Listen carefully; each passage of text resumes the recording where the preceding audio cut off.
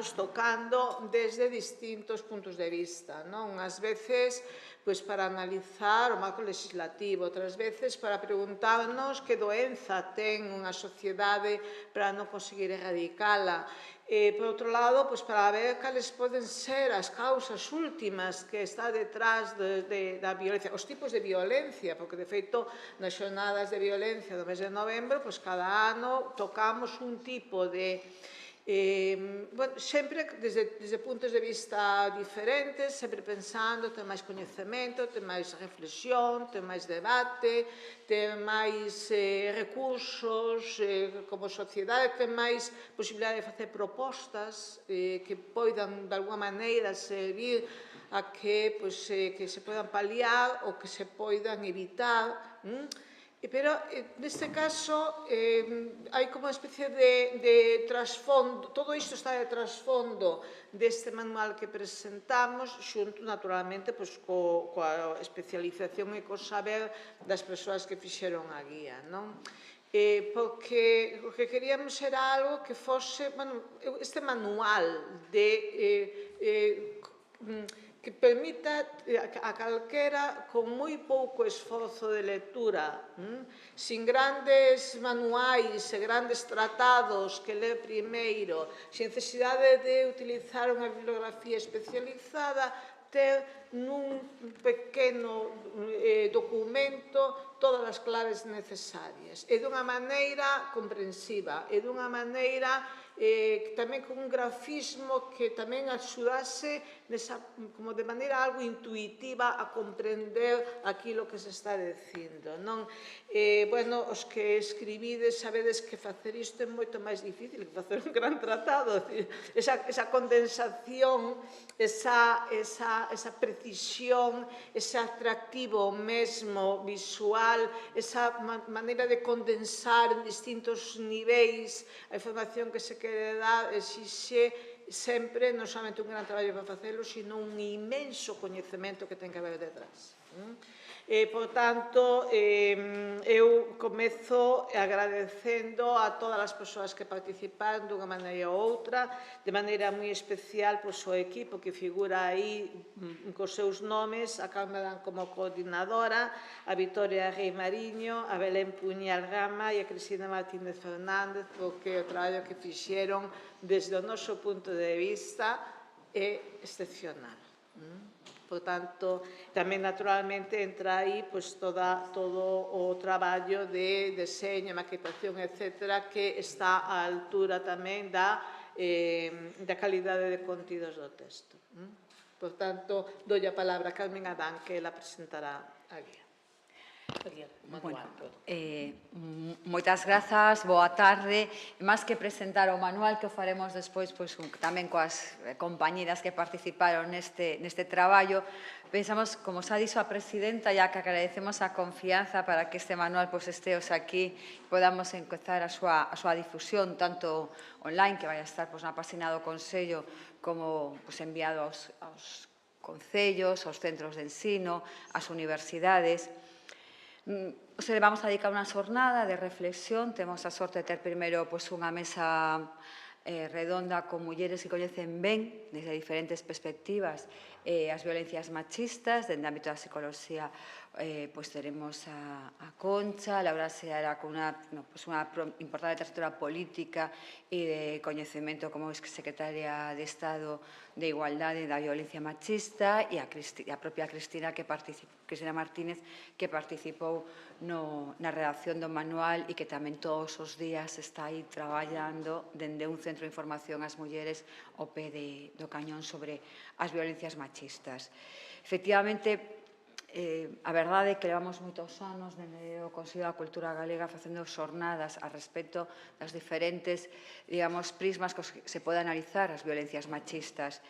E é curioso que parece que sí que camiñamos, e está a debate na primeira mesa, pero ao mesmo tempo sigue sendo algo que todas as persoas din que é moi importante, pero que chegado un momento, nin vemos os recursos que se poñen necesarios, ni a veces hai a coordinación, e por outro lado, tamén vemos que hai unha, non sei como chamalo, unha corriente en contra denominada negacionista, ¿no?, que pues, propoñen fundacións para a defensa dos homes maltratados, que é algo, bueno, para analizar porque de calado non é unha anécdota a pé de páxina, sino que de calado que hai detrás disto, unha negación do propio termo violencias machistas, unha negación do propio concepto de violencia de xénero, e incluso se fala da violencia de xénero como algo en termos técnicos, isto como se fora unha especie de plaga que tens que saber que insecticida tienes que botar para acabar con eses insectos, e non, realmente a violencia machista, as violencias machistas son estructurais porque corresponden a unha estructura ben asentada, non? Como é o patriarcado que justamente se reproduce en función de a violencia como un control cara ás mulleres que non solamente é necesario exercelo físicamente, que tamén, sino que chega con exercela de forma simbólica para que as mulleres entendan o mandato de xénero conforme pues, calada estás millor. A mí se me ensenaron de pequena, as mozas seguramente xa non yo decimos directamente, pero sí de forma indirecta, ¿no? E, polo tanto, para nós é un tema importante, central, que requiere todos os esforzos e coordinación de toda a sociedade e donde o Consello de Cultura Galega, en concreto dende o CEDIF, pois esta é unha pequena aportación, era algo que se demandou moitas veces dende os cursos que facemos, as jornadas de novembro, un manual práctico. E claro, isto de práctico sempre, como despois o comentaremos na súa presentación, así como un pouco de, bueno, como conseguimos con todas, non? Pois as, digamos, conxunto de diferentes profesionais, diferentes perspectivas, aunar que son as violencias e como se recoñecen, como podemos actuar, que significa vía judicial e que recursos e programas temos neste momento, seguramente susceptibles de moita mellora, pero iso tamén dará a coñecer o que existe. De aí as tres palabras, non? De recoñecer, actuar e restaurar que dan título a esta xornada. Co cal, a idea é doble, unha primeira xornada con aquí unhas mulleres que teñen un profundo coñecemento da situación das violencias machistas e unha segunda parte onde presentaremos xa un pouco máis polo miúdo a guía que efectivamente temos a sorte de contar con unha diseñadora como é Raquel Bou que tiene unha perspectiva de xénero innegable que soubo captar a idea de 1, 2, 3, é dicir, de queremos recoñecer, queremos actuar e queremos restaurar e na propia maquetación, pois, creo que se conseguiu ir recollendo as ideas centrales de como podemos recoñecer a situación das mulleres, como se debe actuar e que programas e mecanismos temos neste momento que seguramente o que temos que facer é incrementalos ou melloralos, pero que iso creo que xa non les corresponde tanto a Consello da Cultura Galega como a outros ámbitos administrativos, de goberno e legislativos. Así que, sin nada, sin máis, quero decir, moitísimas gracias ás que estades aquí, tamén ás persoas que nos dixeron que nos están seguindo por streaming porque non podían participar e comezamos coa mesa redonda. Chamamos logo a Belén Puñal, que fará a moderación, a Concha Fernández, Ana Liste e Cristina Martínez para que veñan para a mesa. Ai, me salté a Ana, en a presentación da mesa. Sí? Antes, non falar así.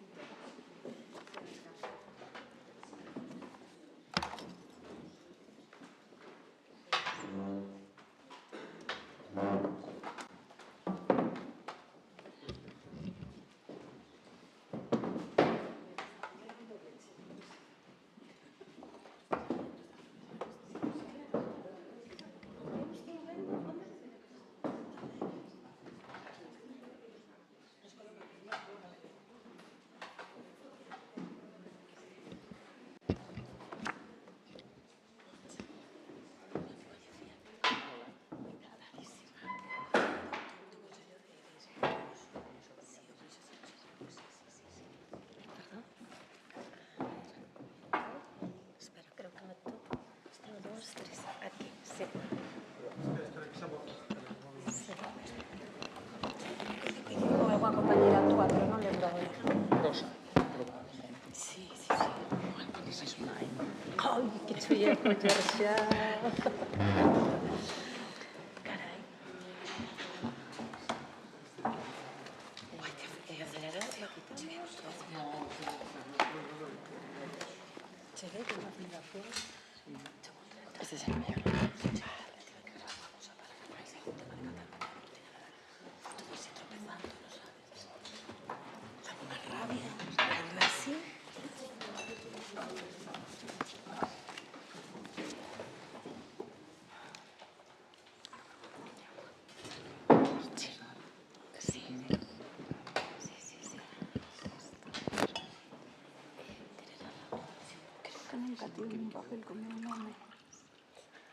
Chego máis a ti.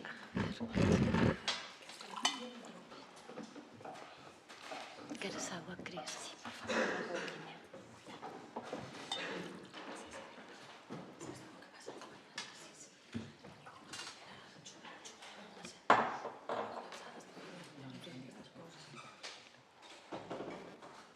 Pois podemos comezar xa, non? En primeiro lugar, boas tardes a todas as persoas aquí presentes, tanto as que estamos deste lado da mesa como as que estades do outro lado da mesa, non? Ben, en primeiro lugar, vou empezar presentando a cada unha das persoas.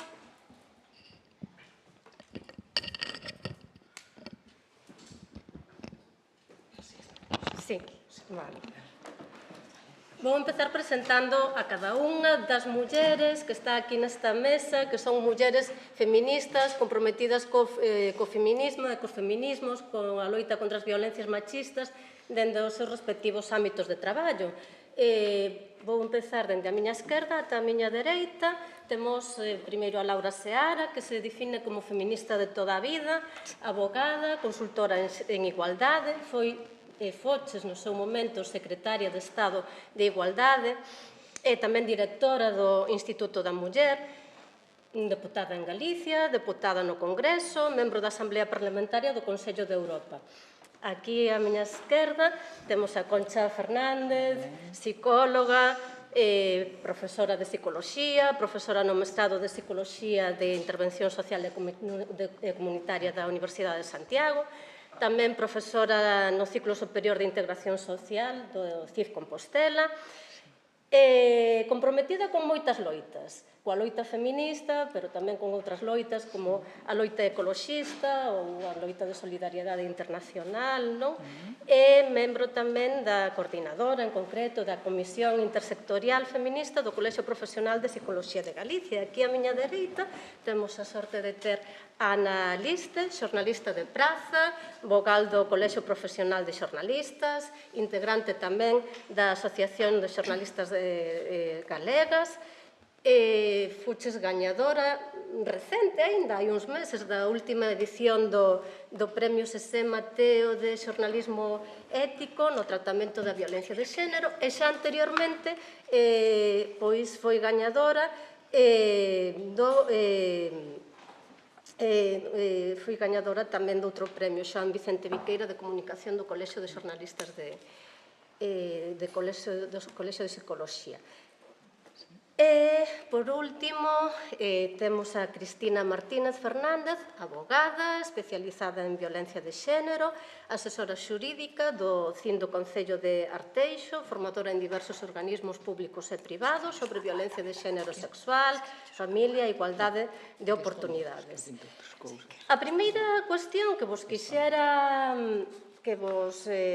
propor a todas vos é a seguinte: dende os vosos espazos profesionais, dende os vosos espazos de actuación, en que punto credes que estamos na loita contra as violencias machistas? Quen queira comezar? Cris, por exemplo. Eu? Sí. Tocoume. Hola, boas tardes a todas. É un placer compartir mesa con estas maravillosas profesionais. En canto á primeira pregunta, en que punto estamos? Eu penso que estamos nun punto de abrir camiño, polo menos no meu sector, vale? É certo que no ámbito xudicial, legal, recoñeces a violencia física e recoñeces a violencia psicolóxica, pero eu penso que hai que incorporar, en concreto como delito no Código Penal, outros tipos de violencia que hai tamén. A violencia económica, a violencia vicaria, por exemplo, afastada do que é a violencia psicolóxica, non? Entón, eu creo que estamos nun punto, polo menos no meu, que aínda queda camiño e moito por andar e por labrar. Decías que estábamos nun momento de abrir camiño, pero, por exemplo, falando con Concha, ti víate máis pesimista, non? Non quería parecer pesimista, pero, bueno, Sí. en primeiro lugar, saudar a todas as persoas que vides dispostas a escoitar e a pensar con nós como nos vemos diante da violencia machista nestes tempos. Estou agradecida de que me convidarades a esta mesa e me dera esa oportunidade, non, de expresarme, pero, sobre todo, tamén de escoitar e compartir cas miñas compañeiras e co público aquí presente. Porque, Cristina é máis optimista que eu. Cando me plantei a pregunta, digo, non quero ser pesimista, así que vou a decir que creo que estamos en un momento de resistir e sobrevivir, porque creo que hai unha ofensiva da dereita e da extrema dereita negacionista da violencia machista, e que, como Carmen nos comentaba antes, recuperou o termo de violencia doméstica, que significa que volver á casa, volver ao privado, volver ao persoal, que a violencia contra as mulleres, que as violencias machistas, creo que están poñendo en cuestión os avances das dúas últimas décadas. No simbólico acabámoslo de ver co termo de violencia doméstica fronte á violencia machista ou violencia de xénero, negan o recoñecemento e a validación do sufrimento e das violencias que sufrimos as mulleres e desmantelan os servizos e os recursos e políticas públicas que fomos construindo, non vou ir máis adiante, pero neste século XXI non hai máis que ver que ocorre cas consellerías de igualdade, secretarías xerais de igualdade ou recursos e servizos que existían nas comunidades antes de que gobernara o PP e Vox. Está sempre nos pactos de goberno ir directamente contra todas as estruturas que traballen a prol da igualdade e, concretamente, contra as violencias machistas. Non sou nada optimista. En Galicia, que non hai un pacto con Vox, pero sabedes que houve unha Secretaría de Igualdade que liderou Carmen Adán no 2006, por primeira vez se incorporou, 2005, perdón, era o último trimestre de 2005. E mantívose hasta estas eleccións, hasta o 2024, 20 anos. Ahora mismo está unha dirección xeral contra a violencia de xénero e unha dirección xeral de igualdade separadas e baixo o paraugas da Consellería de Políticas Sociais, que é, non xustamente, das consellerías de maior prestixio, valor e poder dentro da estrutura orgánica do goberno galego. Entón, eu non sou optimista, creo que temos que resistir esa ofensiva e temos tamén que sobrevivir e resistir ao desánimo que nos embarga a moitas que levamos anos en estas batallas e que vemos como é complicado continuar avanzando e realmente transformando mentalidades, actitudes, comportamentos, cultura patriarcal. Porque é nesa cultura, nesa estrutura patriarcal na que se asentan as desigualdades e violencias que sobrevivimos. Creo que abondarei máis, témolo cada vez máis difícil para avanzar. Sí, ok. Perdón. Sí. O que pasa é que si estou de acordo co que ti dis, pero non estaba falando do mesmo. Estou totalmente de acordo en que efectivamente hai un ataque de parte dun sector da sociedade e da política contra as que sempre hemos defendido o feminismo e a igualdade. Eu o que quero dicir, e aí sí que son optimista, e de feito que a psicóloga sea pesimista e a abogada optimista preocúpame un pouco. Pero o que penso é que temos que abrir camiño ahora de identificar violencias de xénero que antes pasaban totalmente desapercibidas. Por exemplo, a violencia vicaria é unha forma que no Código Penal non está recollida como tal, está como violencia psicolóxica e para min é unha violencia totalmente diferente, totalmente aparte. Entón, é necesario abrir ese camiño, empezar a poñerle nomes ás cousas e empezar a castigalas penalmente hablando. Eso é o que quería expresar, que estou totalmente de acordo con o que dis. Eu teño primeiro de nada, que moitísimas grazas á presidenta Carmen por convidarme a esta mesa que me encanta, que me fai disfrutar, e tamén de lembrarme, agora un pouco o que dixo as palabras de Concha, efectivamente, de tempos pasados que foron mellores. Pero a mí non me gusta nada decir eso, non? Eu creo que cada xeración vai aportando, é certo que hai riscos de retroceso inmensos, o sea, non hai máis que ver o que está ocurrindo e o que pasou recentemente cun artigo que ademais escribiu Carme, que lle dimos todas moita bola, non? Porque puxo efectivamente no foco un problema que había, que estaba pasando desapercibido na opinión pública galega, que foi o desmantelamento da Secretaría Xeral de Igualdade, que é moito máis que un símbolo, non? É o desmantelamento dunha arquitectura institucional dentro das políticas públicas que era esencial, efectivamente, para poñer, como se está falando aquí, na xenda política, na primeira páxina da xenda política, un asunto de Estado, que se convertiu nun asunto de Estado cunha lei integral no ano 2004, que, como todas as leyes de carácter integral, unha lei orgánica, pois con cuestións que se foron mellorando ao longo dos anos, e que todavía se teñen que seguir revisando, sin dúbida ninguna, unha lei tremendamente ambiciosa, pero que, sin dúbida ninguna, foi unha lei que se aprobou con unanimidade de todos os grupos políticos. Oxe, sería imposible aprobar esa lei, pero posiblemente sería imposible aprobar a lei galega que no ano 2005, estando Carmen Adán de secretaria xeral, que fomos ponentes Ana Pontón, Susana López Abella e eu mesma da Lei Galega de Violencia de Xénero aprobada no ano 7, me parece que foi, Carmen, con unanimidade tamén do Parlamento de Galicia. Imposible, Concha, absolutamente imposible. Entón, eu creo que hai que diferenciar dous planos neste debate, non? Hai un plano político respecto á normativa.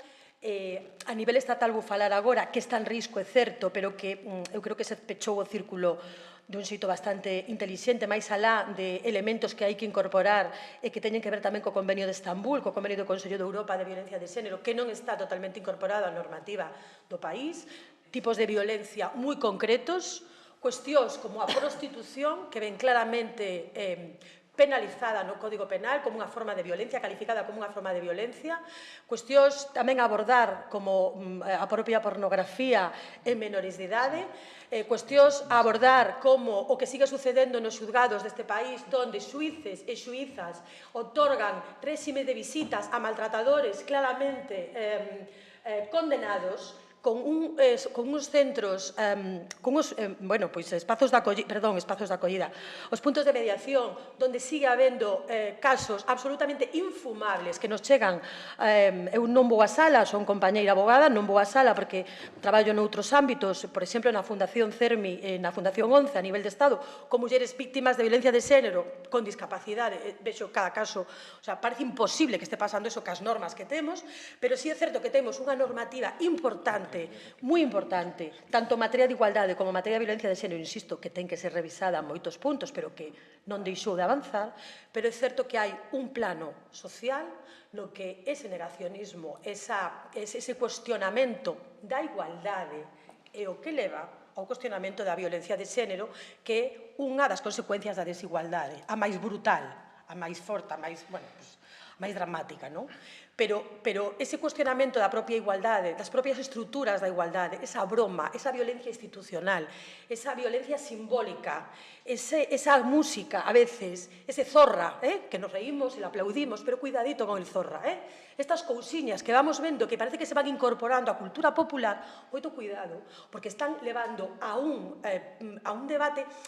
Non quero ser polémica con estas cuestións que estou poñendo sobre a mesa, simplemente creo que hai unha axenda posmoderna neste momento que foi alertada, que é interesantísima nunha cuarta ola que está revisando casi todo, que ademais eu non me pecho nunca a ningún debate, pero que hai algunhas cuestións que teñen, sin dúbida ninguna, moitos riscos. E estes riscos, efectivamente, como decía Concha, se ven no plano do día a día, na atención ás mulleres que sufren violencia, vémolo tomando un café, vémolo no cuestionamento casi cotiá, e, efectivamente, bueno, pois de iso sí que hai que alertar. No plano político, cuidado, claro, cuidado con desfacer esa xenda que tanto traballo costou, con esas leyes, ese marco legal que tanto costou asentar, porque, bueno, de modificar a lei podemos ver algún exemplo, non? De modificar e desmantelar as políticas públicas, vemos como se pode empezar, efectivamente, pola chita callando pola porta de atrás, desmontamos a Secretaría Xeral de Igualdade, facemos dúas direccións xerais e poñemos ao señor que di que a violencia de xénero é un problema de saúde pública.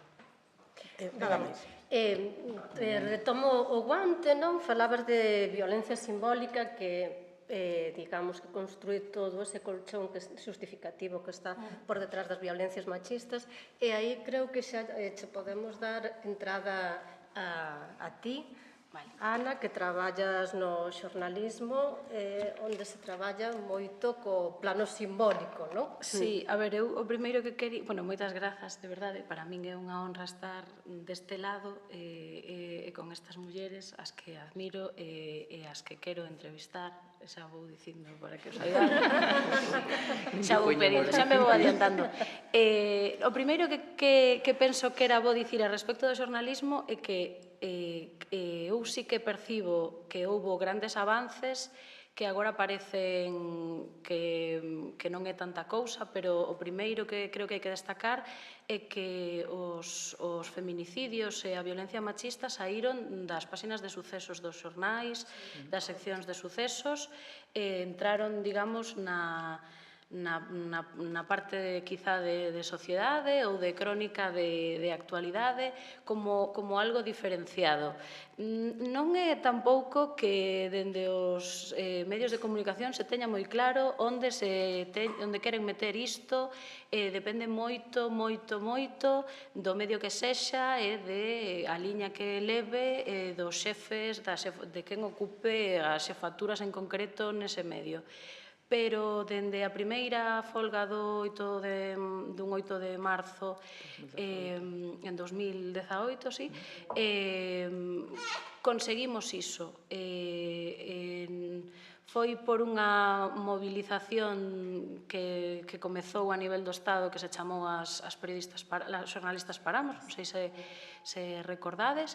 A partir de aí houbo certa unión na profesión que eu estaba comezando máis ou menos e me parecíame algo natural, pero a xente que levaba moito tempo pois era como de repente como abrir unha ventana nunha sala chea de xente fumando.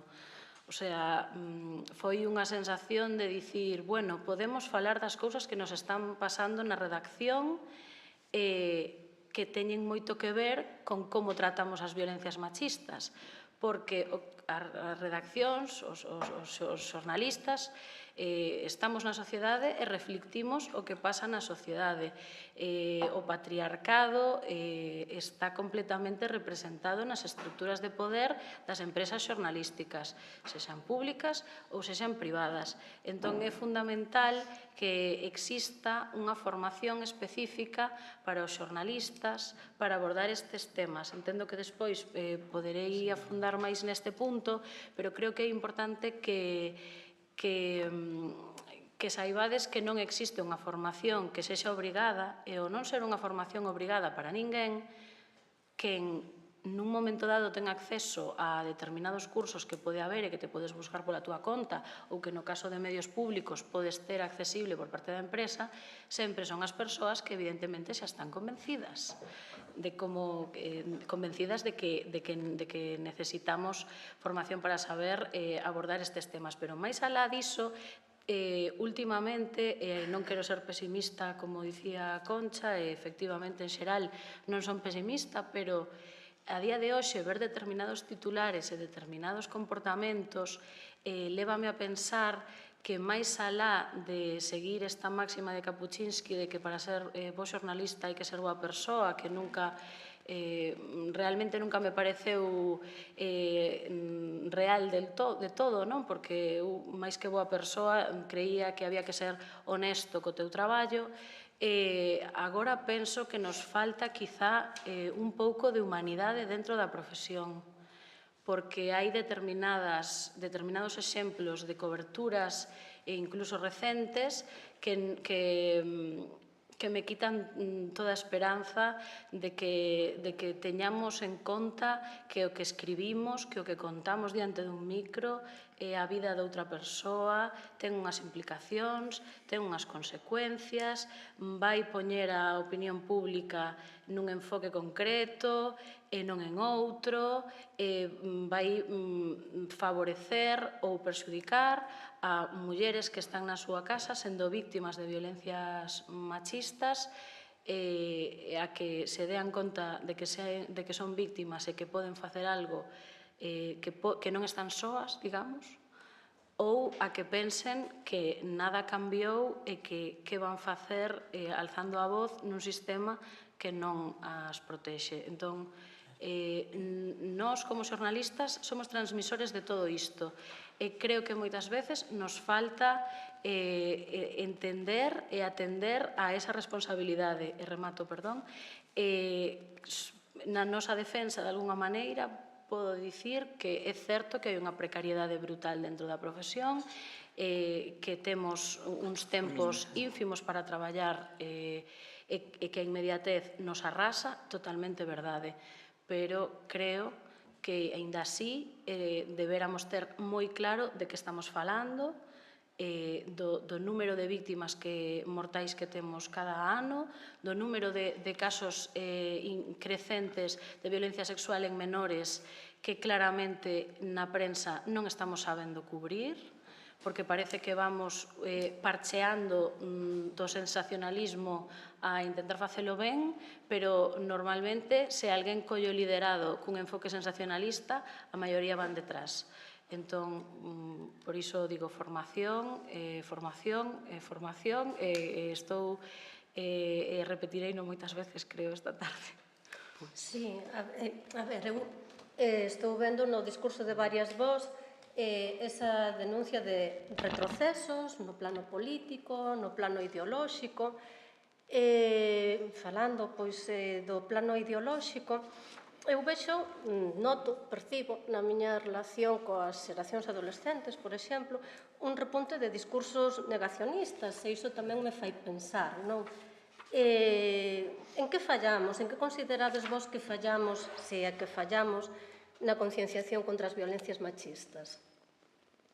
Bueno, a min antes quedoume decir, bueno, Sí. non quero quedar de pesimista, porque non son en absoluto pesimista. Creo que o do pesimismo e o optimismo igual vai contra as expectativas que tiñamos hai 20 anos, e as que temos agora, e as experiencias vividas. E aquí entronca, pois, tamén con educación. Bueno, pois mira, en educación, fai 20 anos, había un seminario galego de igualdade e un seminario permanente de educación para a igualdade, que facía programas extensos, amplios, en moitos centros galegos, encontros anuais, encontros de profes, encontros de pais e nais, encontros de estudantado e premios de igualdade, experiencias de boas prácticas, formación continua para profesorado e alumnado.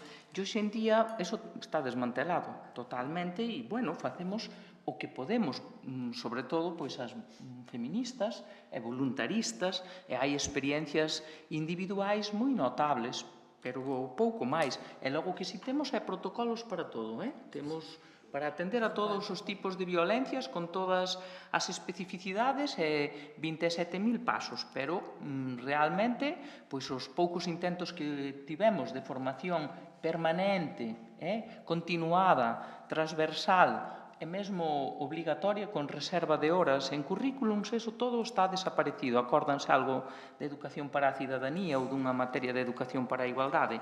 Nin se fala hoxe en día. Por eso, claro, eu esperaba ver consumado ou avanzado algo en esta dirección. E hoxe en día, pois, vexo que non creo nin que falláramos, creo que abandonamos bastante. E despois, desde o punto do Colexio de Psicoloxía, que era outro ámbito, bueno, puxemos programas en marcha. No 2001 abramos o Círculo para homes que exercen violencia, no 2003 un programa de atención psicolóxica a víctimas de violencia de xénero. Falo por eso da experiencia e as expectativas. Bueno, siguen vivos 20 anos despois e multiplicaron por 10 o número de persoas que atenden. Pois este ano pasado atenderonse sobre 130 homes no programa que é voluntario de Abramos o Círculo e é máis de 600 mulleres no da atención a víctimas. Eso sí, o modelo que tiñamos non mudou nada, vale? Ao contrario, incluso retrocedeu a este programa de atención a mulleres víctimas e dependentes. Houve un tempo, sabe ben Carmen e Victoria, e máis, que se podía acceder sin denuncia. Hoxe con denuncia, senón tampouco. E sempre o modelo é unha atención individualizada. Bueno, é unha atención no 90% dos casos, é unha atención no 90% dos casos que se atende que hai unha denuncia, e veu probablemente derivado. Bueno, A atención, o modelo, digo para o avance, non está mal, multiplicarnos por 10, hai moita atención, que se pode xustificar, pero danse conta, é atención individualizada, terapéutica, e pouco avanzamos noutros ámbitos, como o traballo sobre a comunidade e a protección da comunidade. E repunte entre adolescentes en que fallamos? Pois creo que o mesmo que aquí, en que abandonamos. Abandonamos. E por que abandonamos? A formación. Expliquei aí un pouquiño do seminario permanente de Educación para a Igualdade, dos proxectos Relaciona, da formación do profesorado, de actividades compartidas. Abandonamos a creación de opinión, crear espazos compartidos, aquelo de que tuviéramos asociacións feministas, grupos de mulleres, grupos de mozas organizadas, e vamos deixando casi todo o que ten que ver ca formación en xénero, sexualidade, casi todo, nas mans do Google, do TikTok ou do Instagram e das redes sociais. E, por suposto, non son neutras, nin moito menos, responden claramente a un modelo económico e social ultraliberal, consumista, patriarcal e conservador totalmente no social, non? E aí eu creo que se asentan as desigualdades. O modelo que nos presentan, sean series, películas, videoxogos, pois é un modelo moi claro de relacións totalmente desiguales entre homes e mulleres e violentas na maioría dos casos, particularmente violentas nas relacións sexuais. Non hai que ver cuáles son os modelos predominantes, por exemplo, no porno, non? Bueno, entón, pois claro, eu creo que isto concorda algo pois co que planteaba ao principio, de por que creo que estamos en un momento, non vou ser pesimista, que nos toca pois resistir e rearmarnos. E rearmarnos como? Rearmarnos pois co feminismo, pero non é nada fácil. Se me permitides, eu creo que todo isto que está dicindo Concha respecto das redes sociais ten moito que ver tamén co xornalismo, porque estamos perdendo a batalla de que a xente nova considere os xornalistas como referentes para buscar a información. E, no fondo, cando vas a un instituto a falarlles de xornalismo e intentas comentar temas da actualidade nese momento, decataste de que, aínda que de palabra estean dicindo que non van ver os medios de comunicación, que eles non van entrar nun xornal ou que non atenden cando na súa casa está de fondo o telexornal, no fondo sí que lles chega como se traduce esa información en determinados medios que traballan moi ben sobre as redes sociais, que en xeral acostuman ser medios que detrás teñen empresas de ultradereita, vamos, cun claro xiro editorial cara a un conservadurismo que alimenta discursos, incluso me atrevería a decir, máis que negacionistas, incluso culpabilizadores das mulleres e incluso das persoas que consideran que non entran no seu esquema exacto. E repiten esas ideas a xuventude sen decatarse de onde lles veñen e sen decatarse de que están comprando un marco a entender a súa propia realidade. E por iso é importante tamén que desde a educación creo que se debera de abordar incluso nos currículos escolares, que se lles ensine a ler a prensa, que se lles ensine a crearse unha opinión sobre as cousas, e que para iso é necesario non ler un xornal ou ver unha televisión, senón incluso ler varios xornais, e estar atento incluso agora que todos a rapazada fala idiomas, pois incluso ver xornais de fora e buscar como tratan temas que lles interesa en medios de aquí e en medios de outros países.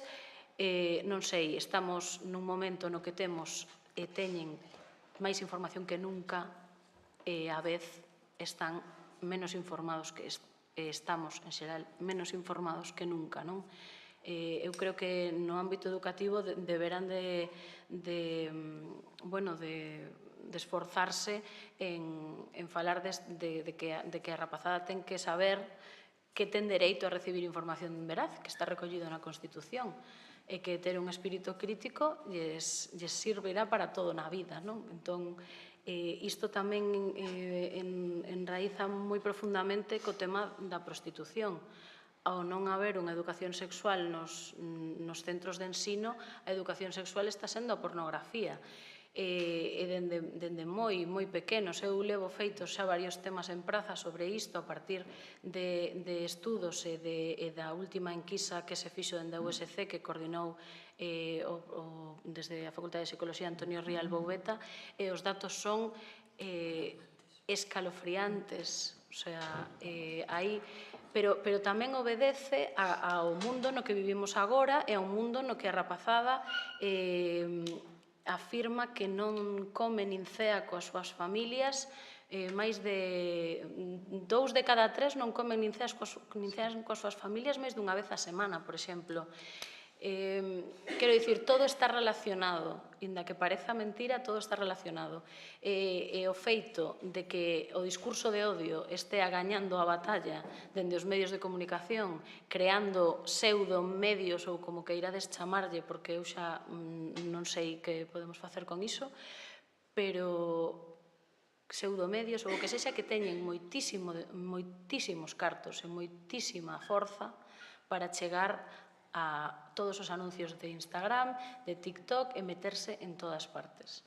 En todo caso, sí, hai un tema que me...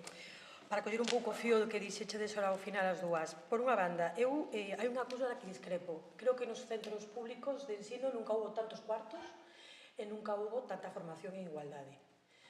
O caso é ver que tipo de formación, quen imparta formación, bueno, un grupo de compañeiras, traballamos en rede e nunha comarca moi importante na provincia de Pontevedra estamos levando un proxecto de traballo nos colexios e a veces a dirección do colexio, as direccións dos colexios que teñen todo o interés do mundo nos piden espaciar incluso porque chegan cartos por moitas vías, non? O que si detecto eu non sei, é certo, os CIN teñen unha formación en igualdade nos centros, chegan cartos a través do Pacto de Estado, é dicir, os cuartos están chegando. O Pacto de Estado que se financiou os primeiros 5 anos con 1.000 millóns de euros, 1.000 millóns de euros en violencia de xénero. O caso tamén é ver en que, ao mellor, algúns concellos e algúns centros que reciben esas subvencións empregan os cartos. E non é o mismo estar facendo efectivamente un traballo directo a través de accións a través de profesionais da psicología, do dereito, da educación, do traballo social, desde moitos ámbitos do propio xornalismo, efectivamente, da propia imaxe e demais, ou a mellor facer un obradoiro de xabóns, que o vin, ou facer obradoiros de como facer latas, que está moi ben, pero claro, os cartos do Pacto de Estado que gastalos como Dios manda, verdad? Bueno, por decirlo así. Hai un mes e medio, todavía a anterior conselleira de Igualdade da Xunta de Galicia, lembro perfectamente como desautorizou nun concello que é Cotobade, na provincia de Pontevedra, unha cena na que Mulleres en Igualdade da provincia de Pontevedra facía co logo do Pacto de Estado da Consellería e do Ministerio unha cena de mulleres. Entón, claro, os cuartos do Pacto de Estado contra a violencia de xénero, está moi ben que as mulleres cenemos, riamos, falemos, fagamos o que nos dá a gana, mulleres, homes, e que nos xuntemos para falar disto de máis cousas, pero os fondos do Pacto de Estado hai que gastalos na prevención, no ensino, na actuación integral, na educación, vale, en manuais como este, non? Pero non en talleres de xabóns ou en cenas. Entonces, o mellor o que hai que facer é poñer o foco tamén nesa intervención. Quería decir isto a colación de que hai recursos, sí que os hai. O tema é como se están xestionando e como se están auditando. Hai unha comisión de seguimento do Pacto de Estado no Congreso dos Deputados. Penso que tamén coido que tamén no Senado. No Congreso sei que sí e que están todas as forzas políticas. E que fan unha reunión e a Comisión do Pacto de Estado e que fan seguimento desos fondos. Posiblemente, desde todas as administracións, habería que auditar de xeito máis, máis serio, efectivamente, a finalidade dos fondos. Digo isto, non sei como hai que facelo, pero quero remarcar que nos últimos 5 anos 1.000 millóns de euros directos do Pacto de Estado. Logo, hai outra cuestión que se comentou, e que a mí me puxe tamén os pelos de punta, non? decía a compañeira Ana, non? Falaba da pornografía e dos datos escalofriantes, efectivamente, non? O primeiro estudo que se fixo alertaba de que a idade media na que os nenos, sobre todo os nenos varóns, as nenas tamén, pero sobre todo os homes, os nenos pequenos acceden á prostitución, a pornografía, a idade media de 11 ou 12 anos. Bueno, pois a partir de aí eu non entendo porno sano, a mellor o hai. Teño unha amiga que di que en Suecia hai un director que fai unhas películas pornográficas, bueno, non o vi nunca. O mellor existe, se me mandan, igual o vexo e pois digo, pois mira que interesante, non? Todo o porno que coñezo é un porno violento no que a muller xoga un papel de sumisión absoluta, violento, con unha violencia verbal e física casi sempre ben evidente. Por lo tanto, a educación sexual aprendida a través do porno que está a toque de clic nun móvil, non sei, hai 20 anos, non? Non sei cantos de aquí vimos unha película porno, non sei que as vin, claro, cando era nova tamén as vin. Sei como accedíamos a ver aquelo porque nos suscitaba enorme interés. Cando Canal Plus estaba, vos acordades? Codificado. Lembro tamén perfectamente cando había os videoclubs e había parte das películas porno nunha esquina, nos acordamos, non foi fai tanto tempo, están falando de 20 anos. Eu a mellor tiña 15, 16 anos. Lembro perfectamente, hai máis de 20 anos, onde van?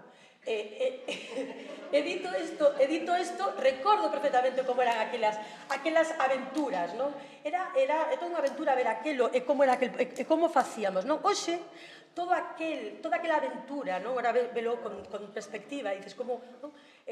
Claro, a toque de clic nun móvil. Entón, aí, para min, é unha bestialidade. Todo mudou. Non podemos asumir os problemas que había hai 15, 20, 30 anos, mesmo hai 5 anos, ca mesma mentalidade, porque todo vai a unha velocidade brutal. Outro día eu din unha charla sobre estereotipos nun instituto do Salnés.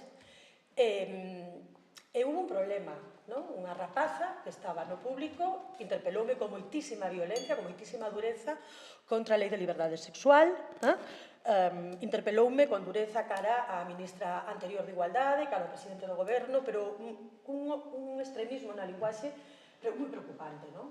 Para calquera de vos sería exactamente igual, estou segura. Quedei pegada, non? Despois, unha profesora me dixo que os pais desa persona, desa nena, puxeran unha denuncia no centro porque uns meses atrás habían pasado a película de Elisa e Marcela, non? Cousa increíble, non? E o colexio tivo que parar, tivo que revisar. Os profesores tamén están con moitas precaucións nos centros educativos, porque efectivamente hai unha reacción. O negacionismo non só lo vemos con Federico Jiménez Los Santos, e con outros persoaxes. O negacionismo vémolo na vida cotiá e, polo tanto, nos centros escolares con moita evidencia. Bueno, neste caso quería poñelo sobre a mesa, porque efectivamente hai que revisar o que ten que ver ca educación, hai que reforzalo, posiblemente hai que, non como dicía Concha, que ten razón, que hai protocolos demais, pero si o mellor efectivamente facer, digamos, non establecer ningún tipo de límite, nin nada parecido, pero si o mellor si seguir unhas líneas, como por exemplo acontecía cando neste país, que non sei se vos acordades, había unha asignatura que se chamaba Educación para a Cidadanía, que foi no ano 2012, tan pronto Mariano Rajoy gañou as eleccións, se convertiu en presidente do goberno, inmediatamente retirada. Esa asignatura incluía, era unha asignatura transversal, que se incluía nos sistemas de todo o sistema educativo do país, de todo o Estado, e, desde educación vial, ata educación para a paz, ata ecoloxía, ata, por suposto, feminismo, políticas de igualdade, en fin, era unha asignatura que molestaba profundamente, non? Bueno, as cousas teñen consecuencias. Eu sí creo que temos que revisar unha das cuestións pendientes, cando Belén nos preguntaba as preguntas, nos poñía sobre a mesa algunhas cuestións a tratar hoxe, unha das cuestións pendientes eu creo que é intervir no sistema educativo de un xeito, digamos, máis ensamblado, se me permite a expresión, non? Sí, creo que Concha... Pola parte que toca, non? Por eso de ser profe no sistema educativo. Sí, despois queres intervir. Sí, gustaríamos. Veña, antes Cris. Moitas gracias. A ver, eu estou de acordo co que dicides, pero eu volvo a dicir o mesmo. O problema nunca marchou. O problema do machismo, do patriarcado, sempre o tivemos. Que pasa? De aquí 20 anos, o que avanzamos ha sido unha locura. Ainda que temos traballo por facer, sí, claro. E non é unha cousa que imos solucionar na nosa xeración, ni na seguinte, ni na próxima.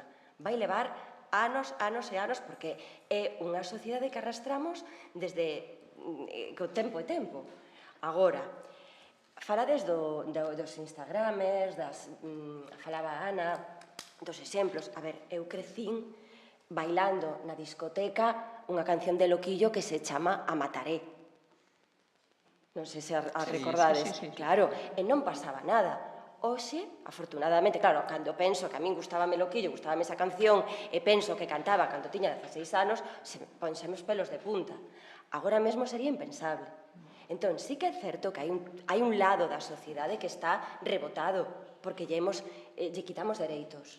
Entón, o efecto rebote é tremendo, e temos ese discurso negacionista. Pero tamén eu penso que as rapazas de hoxe, son moito máis libres, polo menos, miñas fillas, as fillas das miñas clientas, as rapazas que poden ir a un fin e expresar o que lles está pasando. Casos como da Manada, que eu analicei a sentencia, estudiei con moitísimo interés, porque además provocou un cambio legislativo, e logo outro tamén, pero bueno, foi un revulsivo. Casos como os da Manada, esa rapaza, na miña época, vou dicirlo así, nunca habría denunciado. Marcharía para casa e diría, e ainda lle dirían, pa que te metes, pa que bebes, pa que vas sola? Pero dixeron. Yo dixeron, pero tamén, primeiro denunciou, dous, saímos á rúa a apoiala. Sí. Todas. Todas non. Hai quen apoiou outro lado. Pero que ese lado sempre estivo.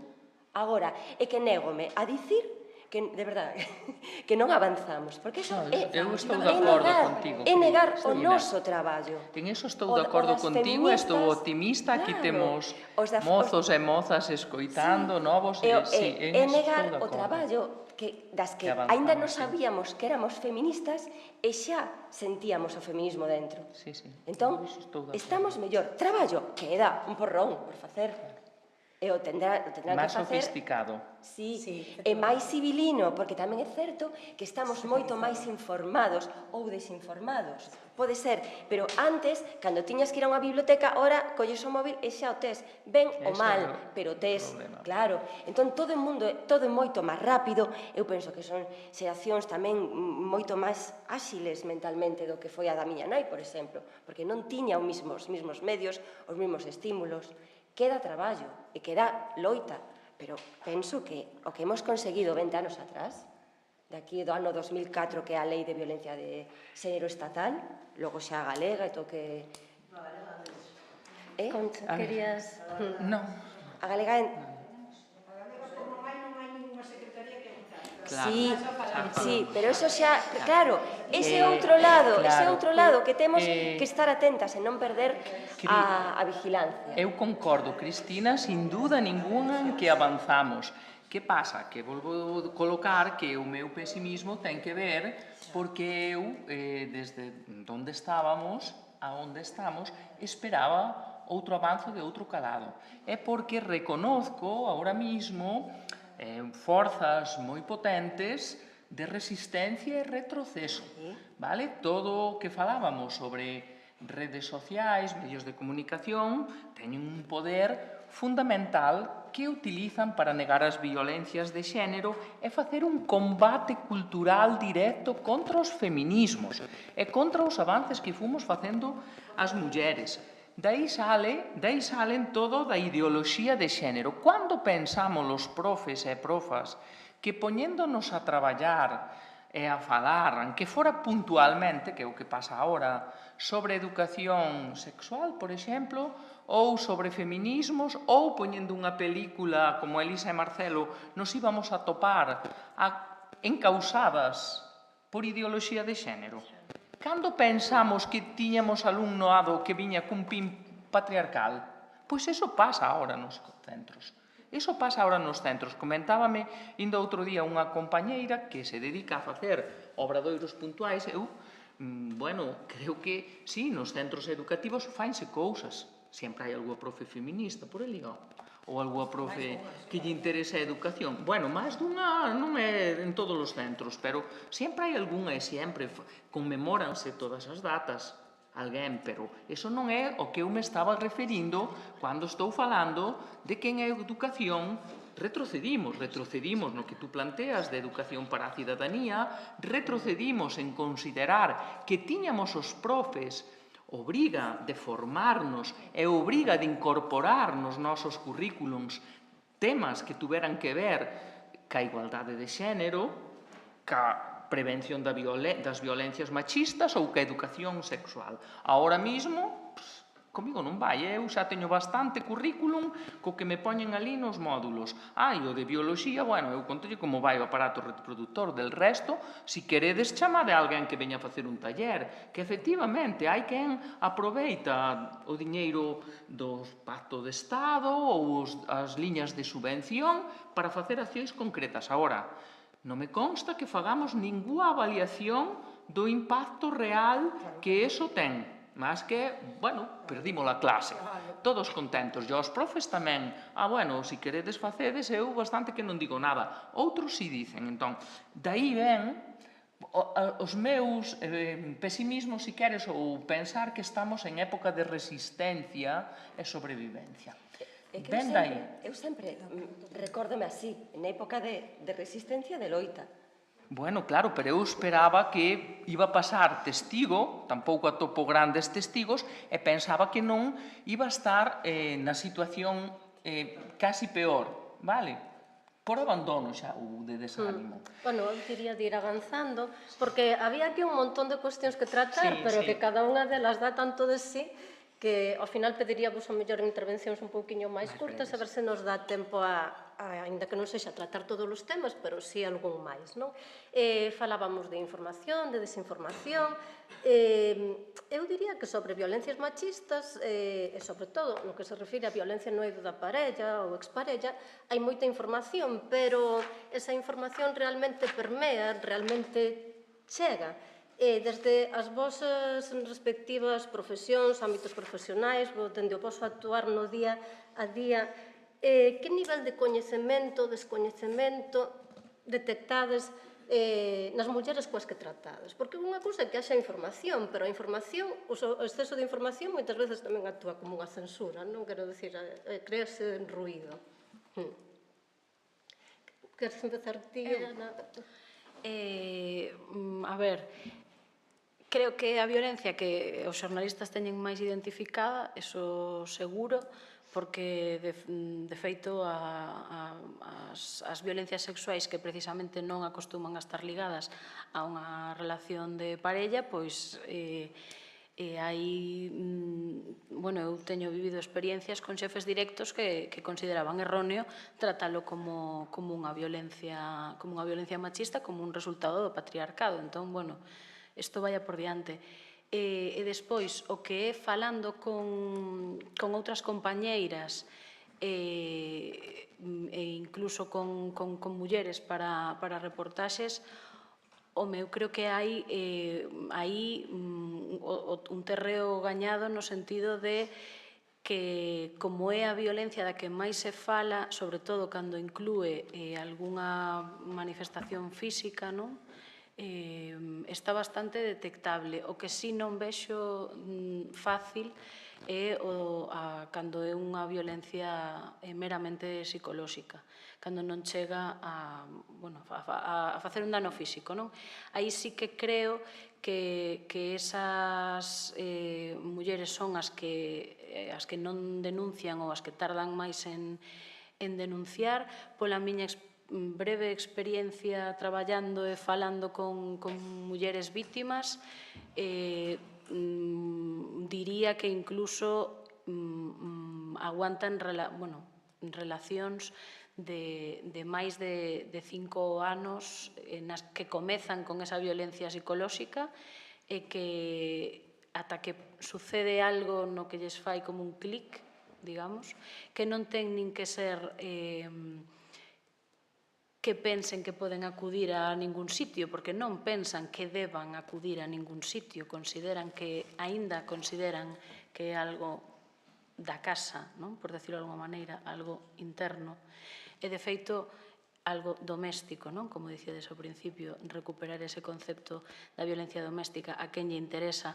Aí ben pouco houbo un feminicidio en Galicia e a reporteira da Televisión de Galicia que chegou para conectar en directo falou ata 3 veces de violencia doméstica. Estábamos en 2024. Ten esa indicación, probablemente. Ten esa indicación. Bueno, digo porque o estaba vendo en directo e podo dicírvolo. Na seguinte conexión xa non se falou de violencia doméstica, senón de violencia contra a muller.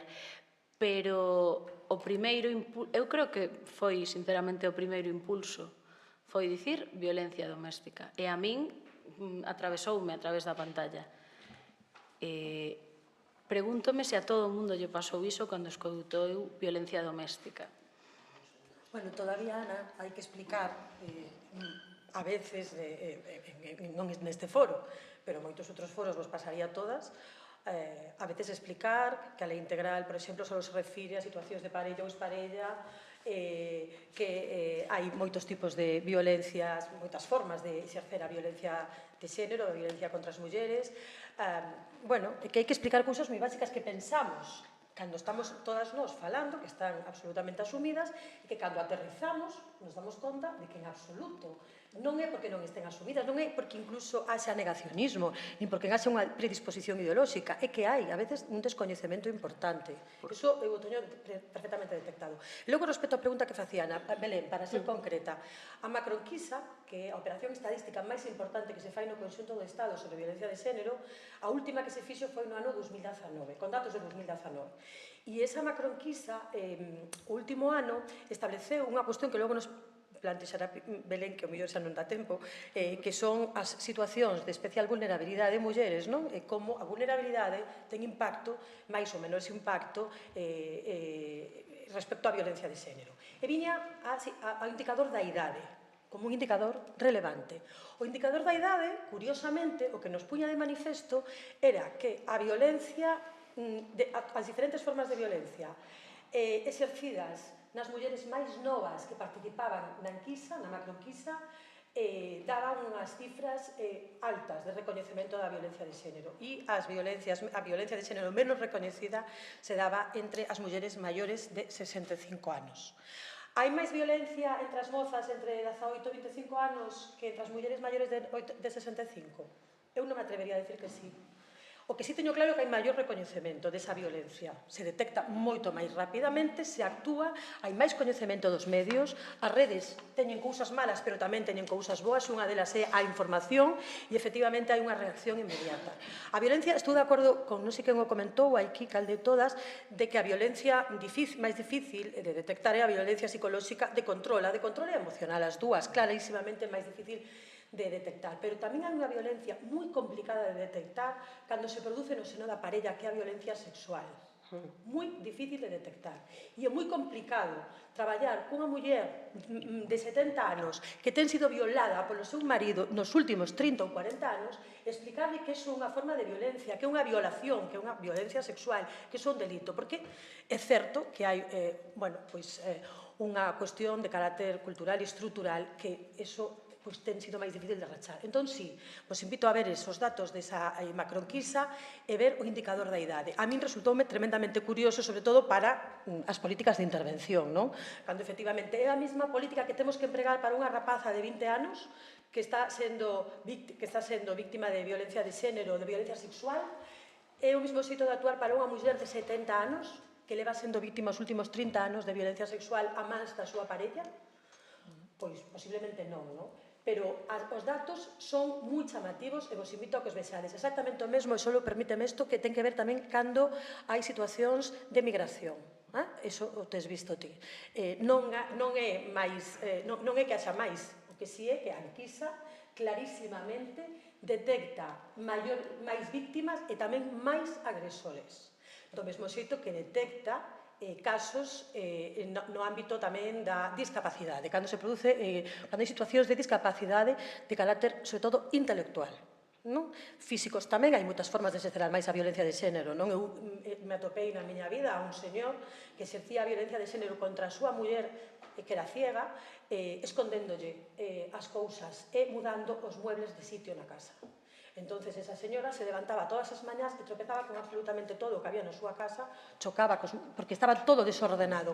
E el se reía, se divertía facéndolle eso a súa compañera. É unha forma de violencia de xénero clarísima, non? Entonces, formas distintas que creo que hai que abordar.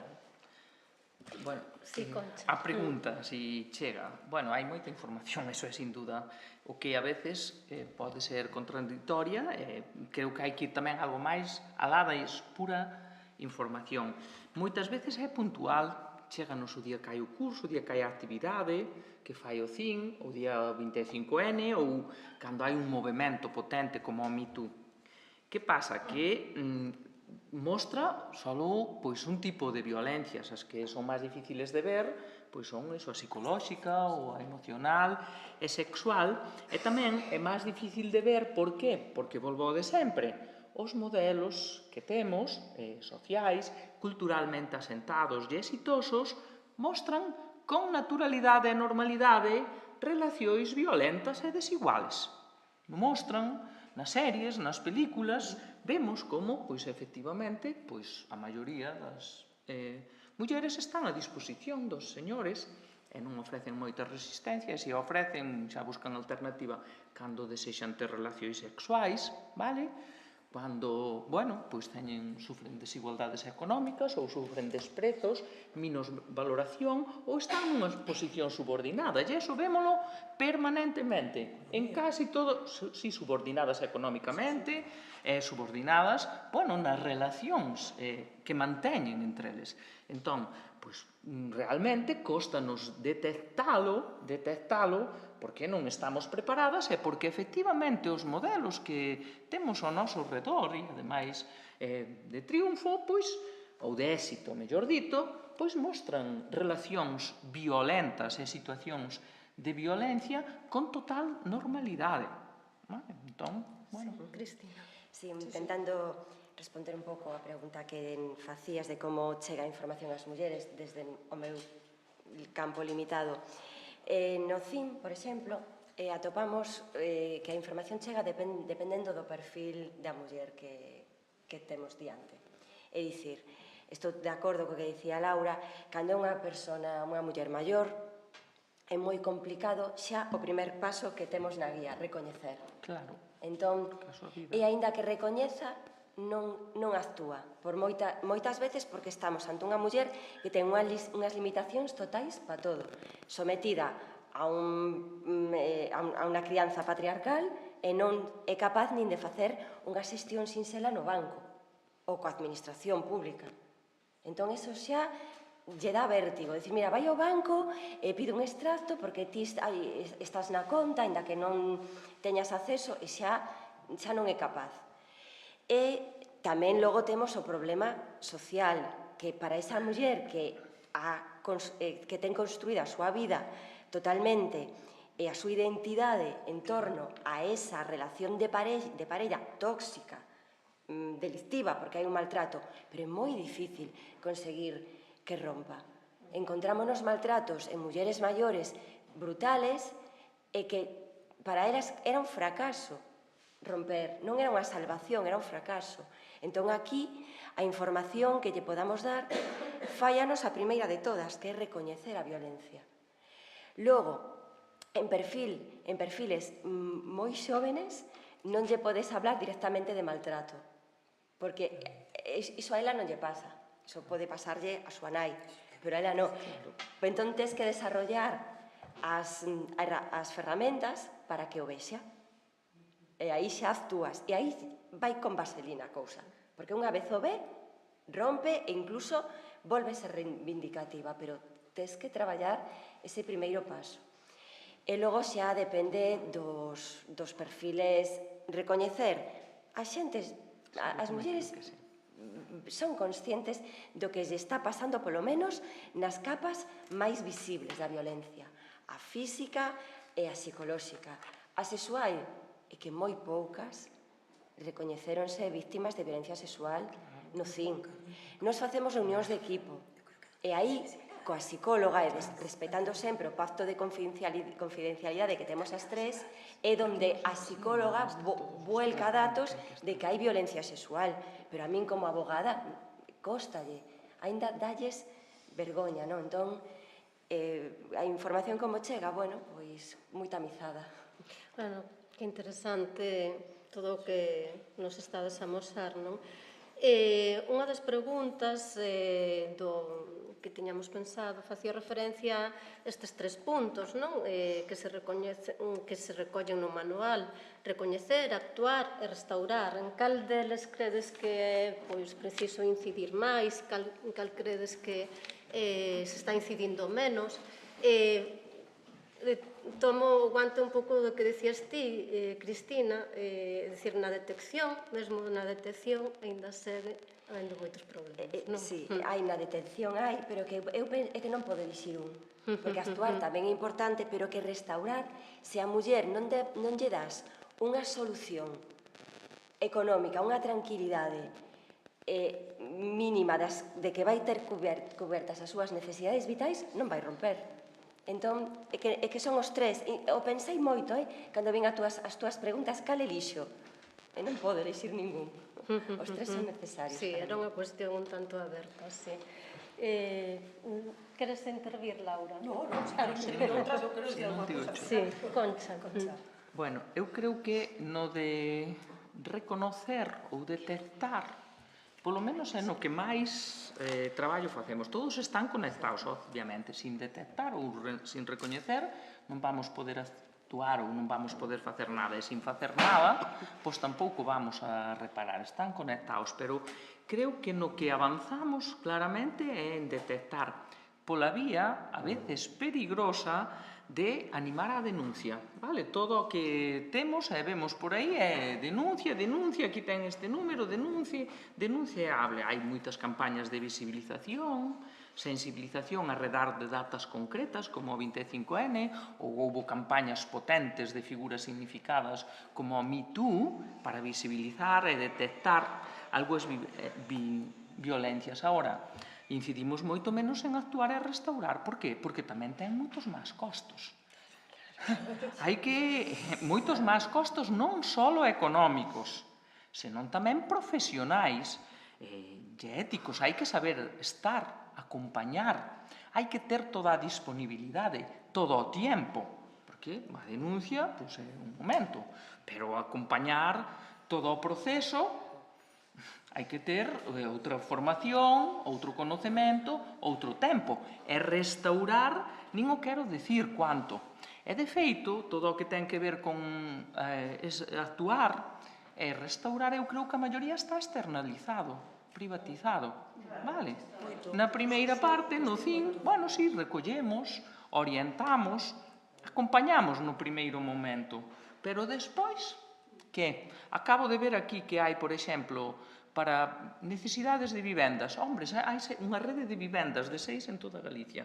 E chamanlle piso tutelado para mulleres que son sobrevivintes, que estuveron en peligro mortal. E logo van tuteladas a un piso, a unha casa comunitaria. Bueno, ou hai unha renda de salario da liberdade que puxeron e tal, carai, entre 200 e 800 euros. Calquera de nós estábamos agora dispostas, a presentar. E iso todo hai que conseguilo con moitísimas dificultades e pasando por unha denuncia que se non estás ben acompañado, o sea, se non se actúa ben e non estás mínimamente reposta, corres pero risco vital das exixencias. Entón, eu creo que onde temos o grande fracaso é en actuar, acompañar e tamén en restaurar. Hai un centro de recuperación integral ás mulleres, en toda Galicia. Hasta creo que fai atención ambulatoria, non o podo nin de creer. Non me consta que me gustaba como profesional que tuéramos programas que nos dixeran como facemos a restauración, non só a restauración persoal, senón social, comunitaria, profesional, de unha muller que foi vítima e sobreviviu. Mellor prefiro chamarlle sobrevivinte de violencia de xénero. Nin siquiera consta. porque si non facemos pouco máis que xustificar subvencións, sobre todo, o que digo, como casi está todo externalizado en entidades privadas ou entidades sociais, pois, bueno, que estamos aí para que non vaya solo ao xulgado, para que se ten unha consulta veña aquí, pero pouco máis, non temos siquera o mínimo de valor que lle podemos dar. Bueno, vamos poñer en marcha este protocolos, que eso sí que hai, este proceso, este protocolo, e vámoslo a avaliar, a ver que pasou, cuánto tempo tardamos, que dificultades atopamos, por onde podíamos tirar. Non me consta ni siquiera nada deso. Entón, eu creo que en actuar estamos no mínimo, vale, despois dunha denuncia, en restaurar, empezando, non sei. Laura. Concordo completamente que hai que repararse nun segundo para coller aire, impulso e avaliar, e non se pode saber o que se está facendo ben ou mal ou regular se previamente non avaliamos, como digo, os programas que están en marcha. Sí creo que compre facer unha revisión dos resultados, sobre todo do impacto que tiveron algunhas políticas, porque curiosamente podemos levar algunha sorpresa, si escarbamos máis do debido e de repente aparecen políticas que non pensábamos que estaban dando bons resultados, intervencións, son francamente exitosas e deron moi bons resultados interesantes, e outras que pensamos que van moi ben e o mellor vemos que non. E eu me gusta sempre mirar para atrás a veces en algunhas cuestións e quero facer un plantexamento tamén, e é unha cuestión que non podemos perder nunca de vista. A min non me gusta a xente que di que non hai dereita e esquerda, que non hai arriba e abaixo. A mí me gusta mirar o ascensor social e ver que a pobreza se está cronificando e que se hereda. E creo que, ademais, é un momento moi interesante no que as mulleres nos temos que parar a discernir efectivamente con ese novo concepto que é unha ferramenta interesantísima de análise que é a interseccionalidade. Non creo que teña un suxeito político, pero sí creo que é unha herramienta interesantísima para analizar, e sí creo que, como dicía Angela Davis, a opresión bebe de tres fontes, bebe da raza, do sexo e da clase social. E creo que as mulleres pobres teñen moitísimos máis problemas para salir da espiral de violencia que as mulleres con recursos. E creo que as mulleres pobres teñen moitísimos máis problemas para todo. As mulleres negras, ela falaba das mulleres negras naquela América dos anos 70, que sufrían moito máis que as mulleres blancas, que esa xeración da terceira ola de Clinton, de Betty Friedan, ela decía, non, me enfrento aquí porque eu non teño os mesmos problemas que elas, eu son unha muller que sufro, ademais, a violencia policial, a violencia derivada de vivir nos arrabales de Los Ángeles, tal, non, como ela o plantexaba. Isto é unha cuestión que non podemos perder de vista cando diseñamos políticas de igualdade e que non podemos perder de vista cando estamos facendo intervención social de calquera tipo, sobre todo cando estamos diante dunha víctima de violencia de xénero. A causa principal pola que unha muller non denuncia é porque non ten recursos económicos para separarse, para irse dunha casa, porque hai unha dependencia económica do seu agresor. E como ben decía Concha, a veces os recursos son claramente insuficientes. A lei fala dun 75% do IPREN, non? É certo, fala do 70, creo que o 75%, non estou segura, non? Pero, bueno, é certo que é unha odisea. Eu si creo que esa parte que ten que ver directamente cunha situación económica se ten que reforzar. Os poderes públicos teñen que reforzar os recursos, a intervención, todas as políticas de inserción. E isto está relacionado con mulleres de todas as idades, é certo, pero coas mulleres pobres especialmente, coas que non teñen ningún tipo de recurso ou teñen dependencia económica do seu maltratador. Elas e os seus fillos, porque a veces tamén se exerce así a violencia económica e a violencia vicaria, exercendo violencia económica para que os fillos e as fillas desa víctima non podan estudar. O marido as amenaza con retirarle cuartos, por exemplo, para os estudos. Non é a primeira vez que vimos estes casos dos seus fillos e de fillas. Por tanto, é esa pescadiña que se vai mordendo. E a mí me parece tremendamente grave este problema e non debemos perdelo de vista en ningún caso. Mira, se Carmen non abra a boca, eu quero dicir unha cousa. Sí. Esas políticas ouas Claro. a nivel galego e a nivel local e foron exitosas, porque tamén hai que dicilo. Hombre, claro que vos Non partimos de cero, ouas, Claro. con recursos, con medios e con transversalidade. Perdón. Sí, encarna toda a razón, Vale, eu para pechar, entre recoñecer, actuar e restaurar, creo que o xornalismo debera prestar atención a restaurar, porque creo que é algo do que nunca falamos.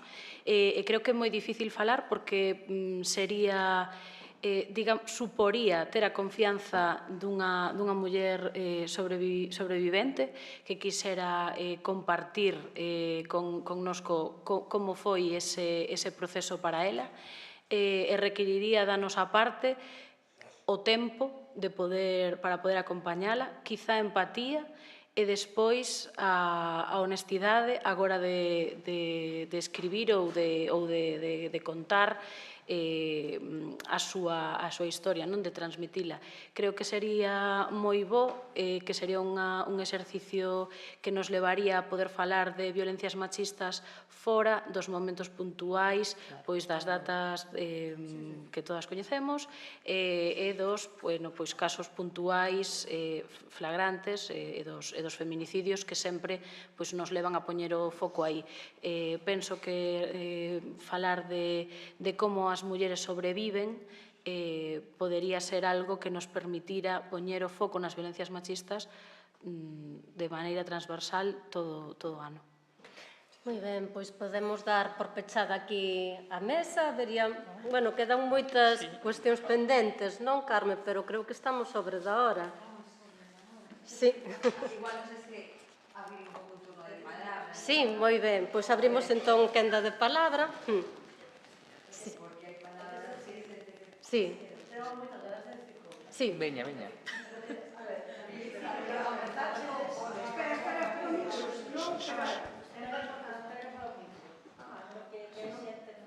Bueno, se podía entender igual. Sí. En principio, que tiñamos moitas ganas.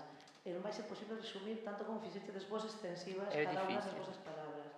Pero, bueno, en principio, cando falabas Concha, ti, que non me acordo que non te beneficias, Cristina, non era contradictorio, en certo modo, as primeiras intervencións, sino as veces complementarias, eu penso. É dicir, sí que apuntalo no que está dicindo Concha, que non nos veíamos na situación de que agora, quizás nestes últimos anos con máis virulencia, ese rebote está sendo moi plausible en casi todas as esferas sociais, non só políticas, que efectivamente os rapaces e rapazas levan á escola ou que as situacións se escoitan en todos os sitios, nas casas e todo este tipo de cousas, que non podemos negar. É dicir, non podemos negar que se dimos pasos para diante, que efectivamente temos que darnos conta que para suturar unha ferida temos que ser conscientes do que sí fixemos e se fixo e se conseguiu. Pero todo o que se conseguiu, en parte, está apuntalado en fíos e sempre fixemos que fora non o suficiente. Quero dicir, se algunhas cousas quedaran plasmadas no seu momento en unha lei completamente, ou se volver a rectificar esa lei porque non era completa, ou, por exemplo, nos temas do dereito, todo o que estás dicindo, agora tendríamos outras ferramentas que moitas veces carecedes delas, por exemplo, nun xuicio. Por qué? Faltan cousas, efectivamente. Entonces, o que non podemos dar, como xa estamos aquí, e parte das activas do movimento feminista, é o que temos que recoñecer que se non estamos aquí atendendo é porque a mellor estamos cansadas de autoescoitarnos, de que fixemos moito, de que fixemos tal, de que non fixemos... Pero, se as cifras son as que son, a situación sociolóxica é a que é, vamos a analizar, e gracias por esta guía, mil grazas a todas as que colaboran, etc., que é o que está facendo que esos pasos que vimos, non suficientes, nos están rebotando, pero non por nosa responsabilidade, sino que analizamos deso. É grave que me digas que existe unha comisión de seguimento do Pacto de Estado e parte do feminismo non se entere ni que existe a comisión, que non chega información a nada. A ver, entonces estamos de broma, pois un chiste. Non pode ser. Ahora, non pode ser, nos tenemos que autorresponsabilizar as persoas que nas esferas políticas teñen unha responsabilidade, que non sabemos ni o pacto ni a evaluación, incluso hubo moitas críticas, porque acabo de ler, porque non me acordo daquela que nos, por exemplo, na plataforma fixéramos crítica a esos 1.000 millóns, porque se repartíamos cada uno non era tanto, aunque lo parezca, porque había tantas carencias, que uno teña cifras ata, e como non teña cifras ata de cuánto nos tocaba cada uno, era ridículo. Entón, o tema é que non pode ser que un tema tan vital, do que nos costou 1.000 millóns, aunque van poucos, non sepamos algunhas das subvencións como se dan. Porque te digo unha cousa, a xente que ten responsabilidades nos concellos. A ver, para gastar nunha pedra en un edificio, hai que poñer ali 50.000 contratos e 50.000 lupas.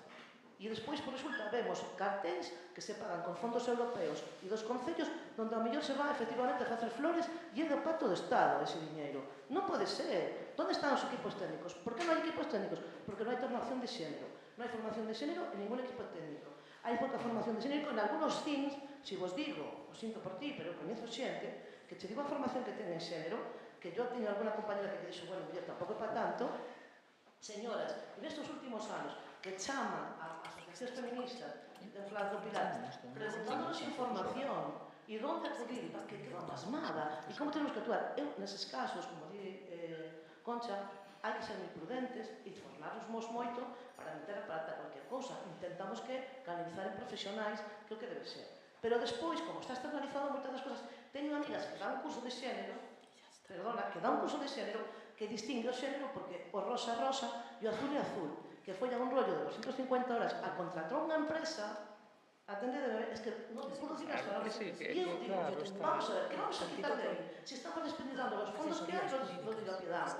Entonces, vimos aquí entre todas nós, porque todas nos ocupa, nos preocupa, e eu, como parte do movimento feminista, non quero retroceder, pero estamos retrocedendo porque hai interés en que se retroceda. E despois, nos últimos anos, está unha incidencia que o propio movimento feminista, as feministas, de pasar a tener unha forza social, política e recoñecida, estamos arrinconadas, outra vez, con vez de decir que as mulleres teñen violencia de xénero. As mulleres, iso non pode volver a pasar, porque senón non estaríamos aquí.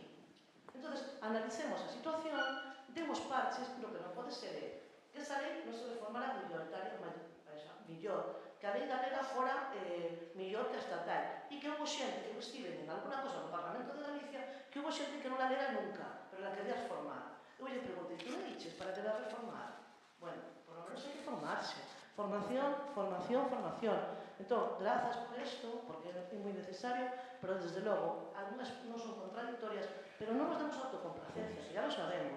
Hai que facer, porque hai mulleres que están sufrindo, non conto outra compañera de Concha outro día, que o repunte que está atendendo a mulleres víctimas de violencia psicolóxica e sexual, tú sabes que quero decir, que é tan exagerado despois do COVID que non dá feito.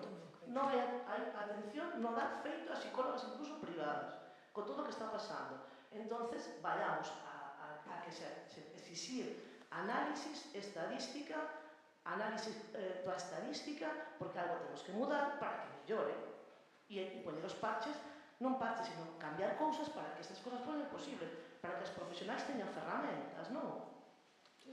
Si queredes responder dende a mesa. Algúnha outra intervención máis? Sí.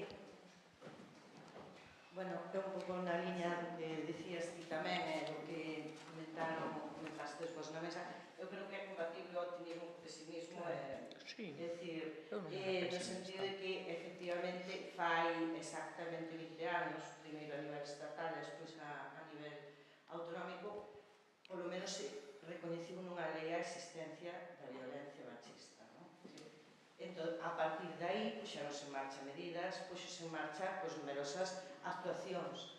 Que pasa? Que eu entendo que o pesimismo nos ven, porque precisamente 20 anos despois teríamos esperado que ese salto, ou esa evolución, ou esa atallar a violencia, pois tivera sido máis eficiente, máis efectivo. Entendo, bueno, polo menos é o que sinto, non? Pero tamén creo que é un momento no que é imprescindible efectivamente reflexionar, avaliar e pensar, porque hai cousas que funcionan, hai outras que non, hai cuestións que todas detectastes, e moitas das que estamos aquí detectamos que funcionan mal. Agora, efectivamente, non só que a legislación, senón con todos os cartos que aí se invertiron. Antes non se invertía prácticamente nada nesta cuestión, entón, claro que tiñamos unhas expectativas mellores, como non as íbamos a ter. Tamén é certo que algo se debió avanzar, porque agora o primeiro paso, que é o de recoñecer, está moito máis evolucionado que fai 20 anos, e tamén é certo que se o feminismo, o enfoque do que é a violencia machista sufre tantos ataques desde o negacionismo, é porque é unha actitud reaccionaria, porque ven perigo contra o seu status patriarcal e machista. Entón, algo si debemos progresar. O que pasa é que son fuertes, son moitos, en algúns casos ten cartos. Entón, claro, temos que seguir armándonos e resistindo fronte a iso, pero tamén seguir dando pasos. E, ademais, unha parte da sociedade que non está tan metida nisto como a nós, Ao mellor, precisamente, o problema é que non entenden. Como invertindo tanto, siguen morrendo mulleres. Digo morrendo mulleres porque é o máis visible, vale? Para a sociedade non morren, as matan, non morren, as matan. Pero isto modificado As matan. porque siguen matando mulleres, pero que morren. Sí, xa o sei. Efectivamente, siguen matando mulleres e sufrindo outro tipo de violencia físicas, todas. Que pasa? Entonces din, pero a ver, isto que fan estas persoas non vale para nada, andan tirando cos cartos. Quer dicir, non é só o negacionismo da violencia machista, tamén é un desprestixio das políticas feministas. Non só negar, desprestixialas. As políticas que utiliza a administración pública do centro feminista, porque hai que empezar a decir que as feministas maioritariamente non gobernamos. Non nos deixan a maioría dos casos. Non puntúan as listas electorales mucho. E cando fain a ofensiva, estuvo á vista. Personalmente creo que da formación en moitísimas profesións a formación en igualdade é imprescindible. Creo que incluso donde se pudera ser obrigatoria, debería ser obrigatoria xa fai moito tempo, desde logo dos teens, o nivel de exixencia de formación en igualdade é vergonzoso, porque eu creo que para traballar nun lugar tan claramente destinado á atención das mulleres, porque é para eso, que non teñas unha formación en igualdade, pareceme, non sei, surrealista. Ana, creo que querías facer un apunte. Vale, sí, perdón, un apunte moi rápido. Quería dicir que, aproveitando que estou aquí, a respecto dos fondos do Pacto de Estado e da formación, que dende o Colexio de Xornalistas levamos case 4 anos tratando de sacar adiante unha formación en perspectiva de xénero nos medios de comunicación en todas as redaccións en Galicia, que simplemente necesita pois do apoio, do financiamento que estábamos buscando pois na Secretaría Xeral de Igualdade da Xunta de Galicia, que nos leva a que lle damos todo feito, soamente teñen que poñer a sinatura e todo o resto está feito. Deronnos o visto bo para comezar co noso proxecto, que consistía en formar a unha serie de compañeiras e compañeiros cunha especialista que é Isabel Menéndez, a profesora Isabel Menéndez, que seguro que moitas de vos a coñecedes, que xa fixo formacións aquí en Galicia con anterioridade, formar a ese equipo que despois iría a formar a outros compañeiros as redaccións, para que a formación viñese de xornalista a xornalista e non se puidese decir, bueno, isto era moi teórico e non se aplica a nosa realidade. Non, queríamos que fora unha cousa absolutamente práctica e que atendese a realidade do día a día do traballo dun e dunha xornalista, vale? Ese equipo formouse, pero xa caducou, porque o seguinte convenio que había que asinar coa Xunta nunca chegou. A seguinte vez que conseguimos que se sentaran connosco para facelo, dixeron que sí e nunca chegou. Outra vez volvimos a facelo e nunca chegou, e a terceira vez foi agora antes das eleccións, que había moitísima presa por formalizar eses papéis, e unha vez máis deixáronnos na estacada e agora acaban de dividir, como xa sabedes, o chollo, entón agora estamos en terra de ninguén de novo. Bueno, só quería deixar aquí este apunte porque bueno, creo que se deben decir tamén cando estás facendo algo e non o consigues, pero quería que souberades e que seguiremos intentando. Cris, tempo para que presentedes aquí a que tedes que facer, pero eu como persona xa de edad, como se nota, quería decir dúas cousas. Primeiro, a historia demostrou que cando un movimento avanza, aparecen movimentos reaccionarios como sempre. E as mulleres somos o movimento máis progresista que hai no mundo para cambiar.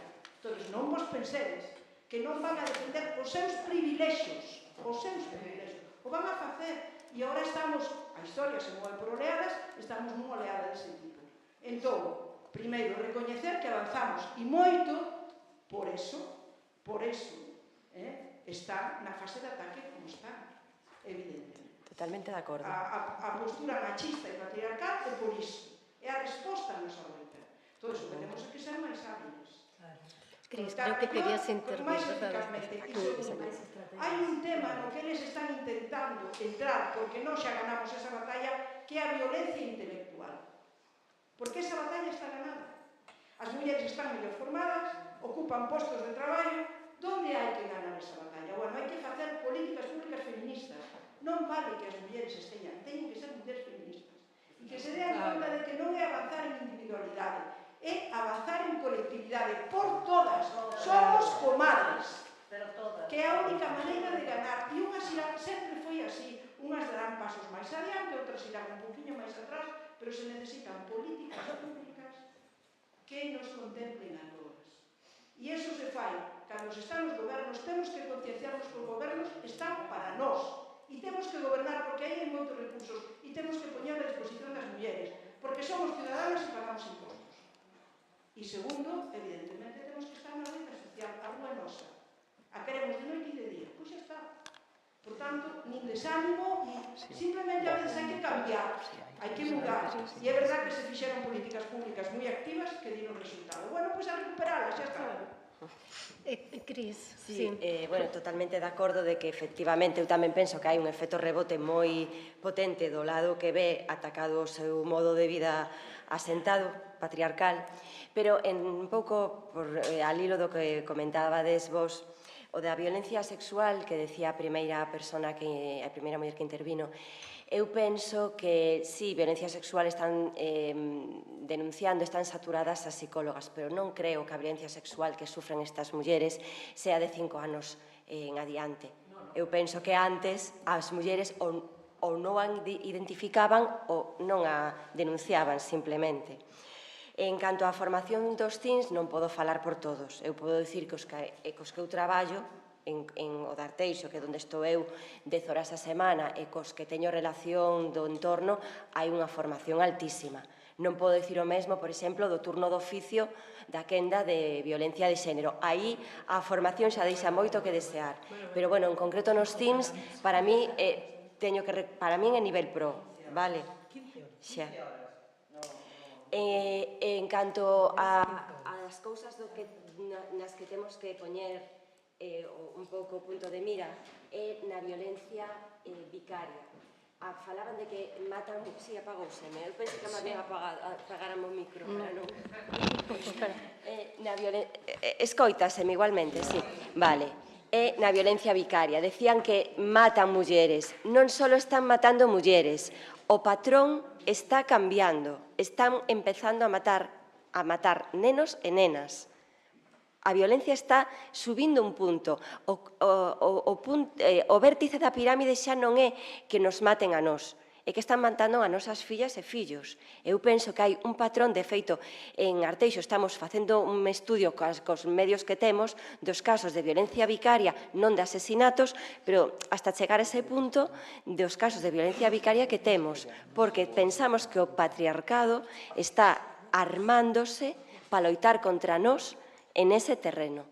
Eu xa o vivín cando era a patria potestad, non valía para nada e todo era custodia, e agora resulta que a patria potestade encheuse de contido porque é irrenunciable e non ya podes quitar, e penso que é unha xogada parecida que está facendo o sistema patriarcal gobernado capitaneado por quen o capitanea, para que agora mesmo hai un repunte da violencia vicaria. Van usar os nosos fillos e as nosas fillas para atacarnos. Penso que aí, entre outros moitos puntos, temos que estar moi atentas, porque o patrón está cambiando, e senón daqui, oxalá equivóqueme, pero daqui a unos anos o imos ver. Concha. Bueno, eu basicamente coincido ca intervención que aquí se fixeron, particularmente voume referir á última de Encarna. Efectivamente, eu creo que xustamente temos as resistencias que temos porque avanzamos, vale? Porque avanzamos é moito, e quen perde os privilexios, pois reacciona defendéndoos cada vez máis cruelmente, como dice Cristina, respecto da violencia vicaria. Pero, que é o que me preocupa a min? Vale, pois preocúpame que a nosa maneira de continuar avanzando, incluso resistir, que é onde e sobrevivir, estámoslo facendo cada vez máis individualizadamente.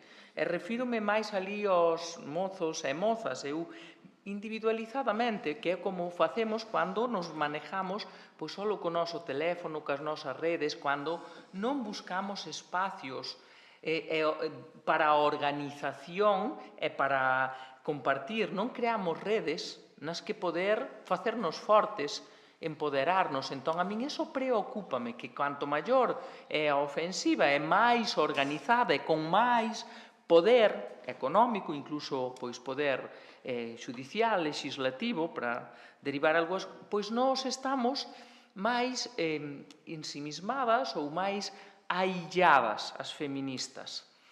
E logo, mulleres feministas para facer políticas públicas, pois tamén demos pasos importantes, vale? E hai moitas mulleres feministas tamén, non só mulleres feministas que se puxeron ao frente, pero carai pro costo. Carai pro costo, vale? Pudo costar a vida delas e das súas entorno máis próximo. E víronse soas, tamén creo que as deixamos soas, as propias mulleres feministas, o propio movimento feminista. É para que o pensemos, esas son as miñas preocupacións, hoxe que non viñen optimista, oye, que podía vir, pero non.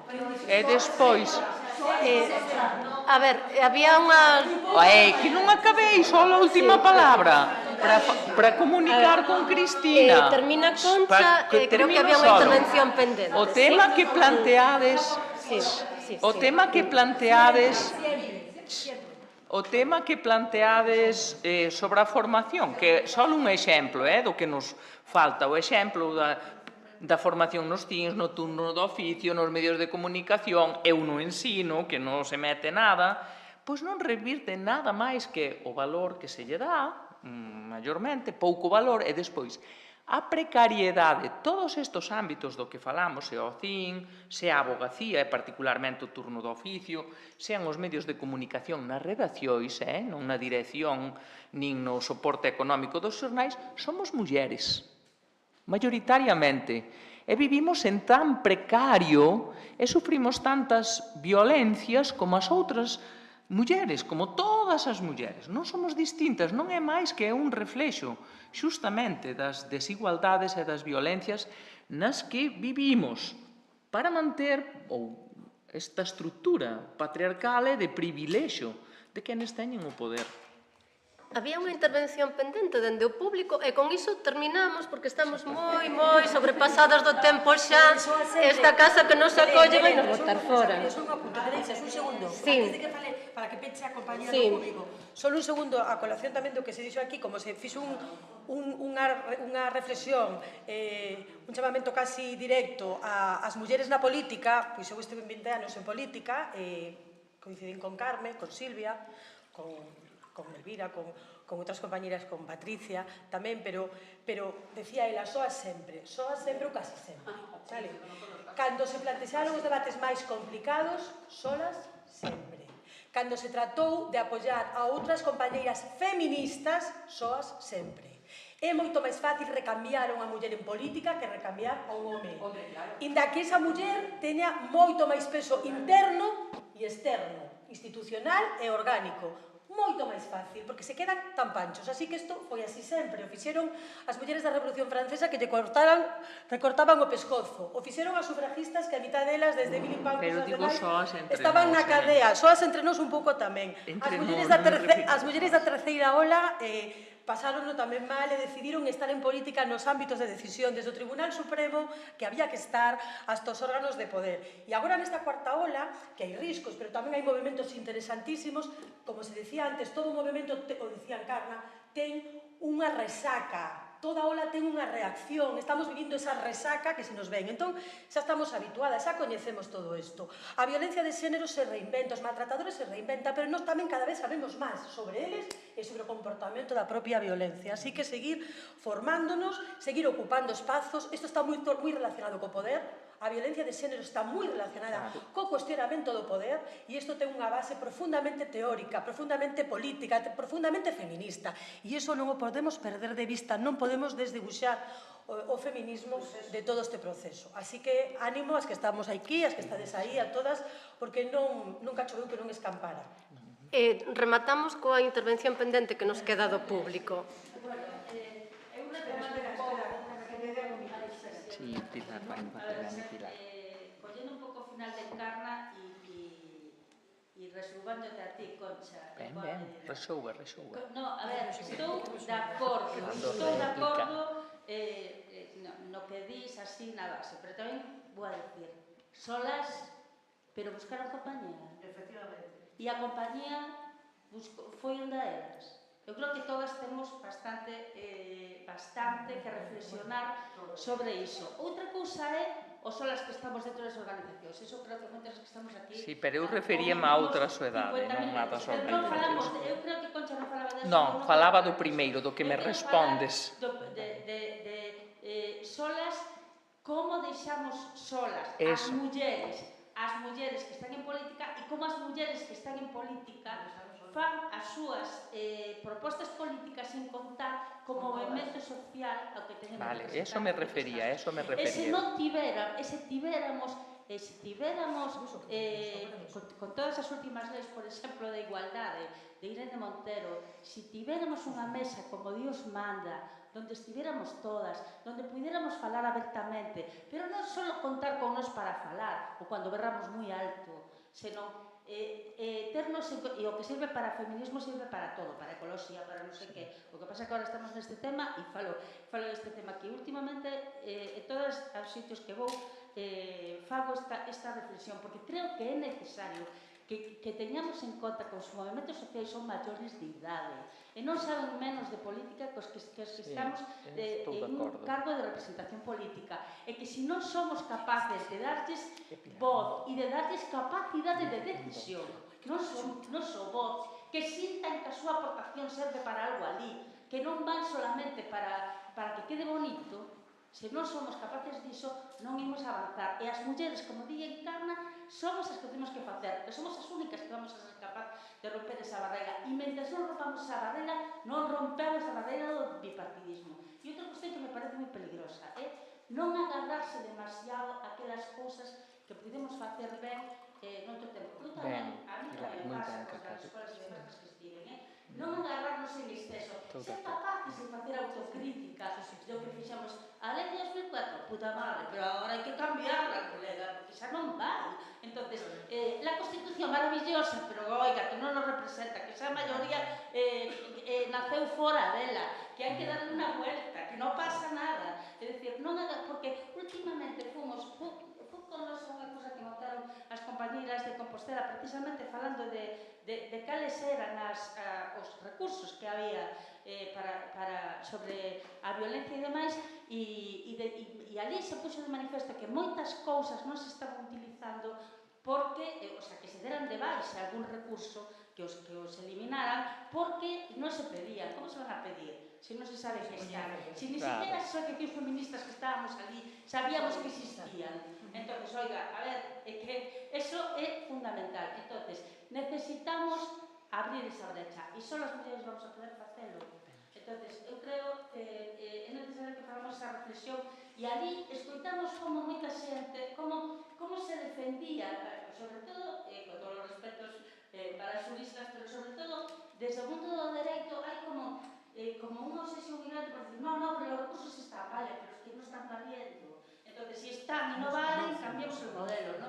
O sea, un pouco bueno, que necesitamos estar xuntas, as que están en política institucional e as que estamos na rúa. Mellor ese final. Bueno, menos etiquetas. Mira, nestes 2 anos o que fixemos é como o sionismo. Si non estás conmigo, tienes unha etiqueta. Eso non o debíamos permitir as feministas. Nunca. Imos ir pechando. Moitísimas grazas a todas.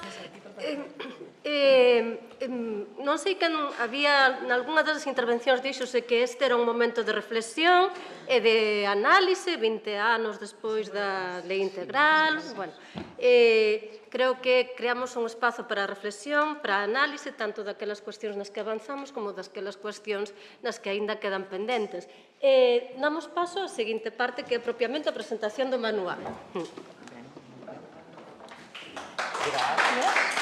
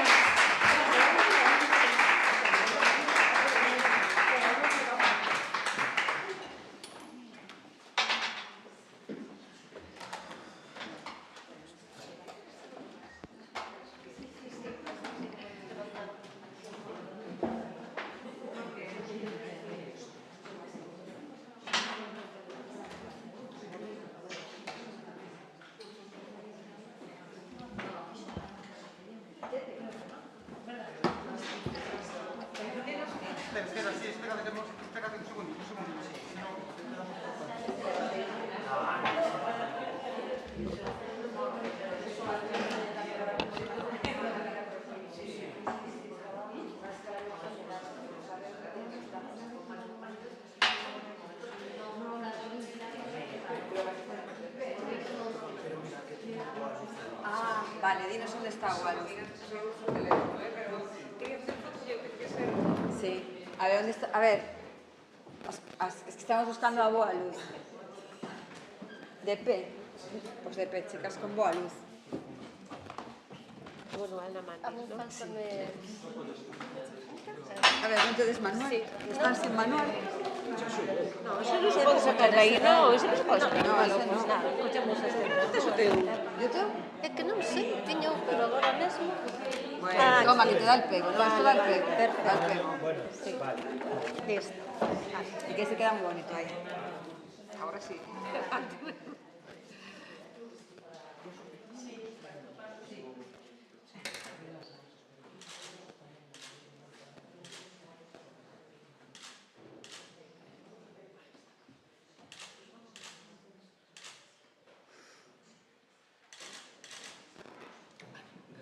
¿Qué haces así? Yo sí que tengo que ver. Ah, vale.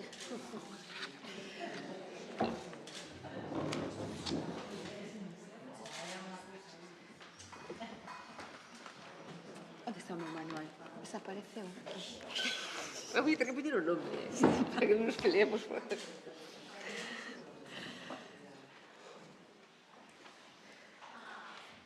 Comenzamos esta segunda parte, vamos así con un pouquiño de retraso. Eu a 7:25 vou sair porque os medios de comunicación queren saber do manual, en concreto a cadena SER, pero sigan aquí as compañeiras, así que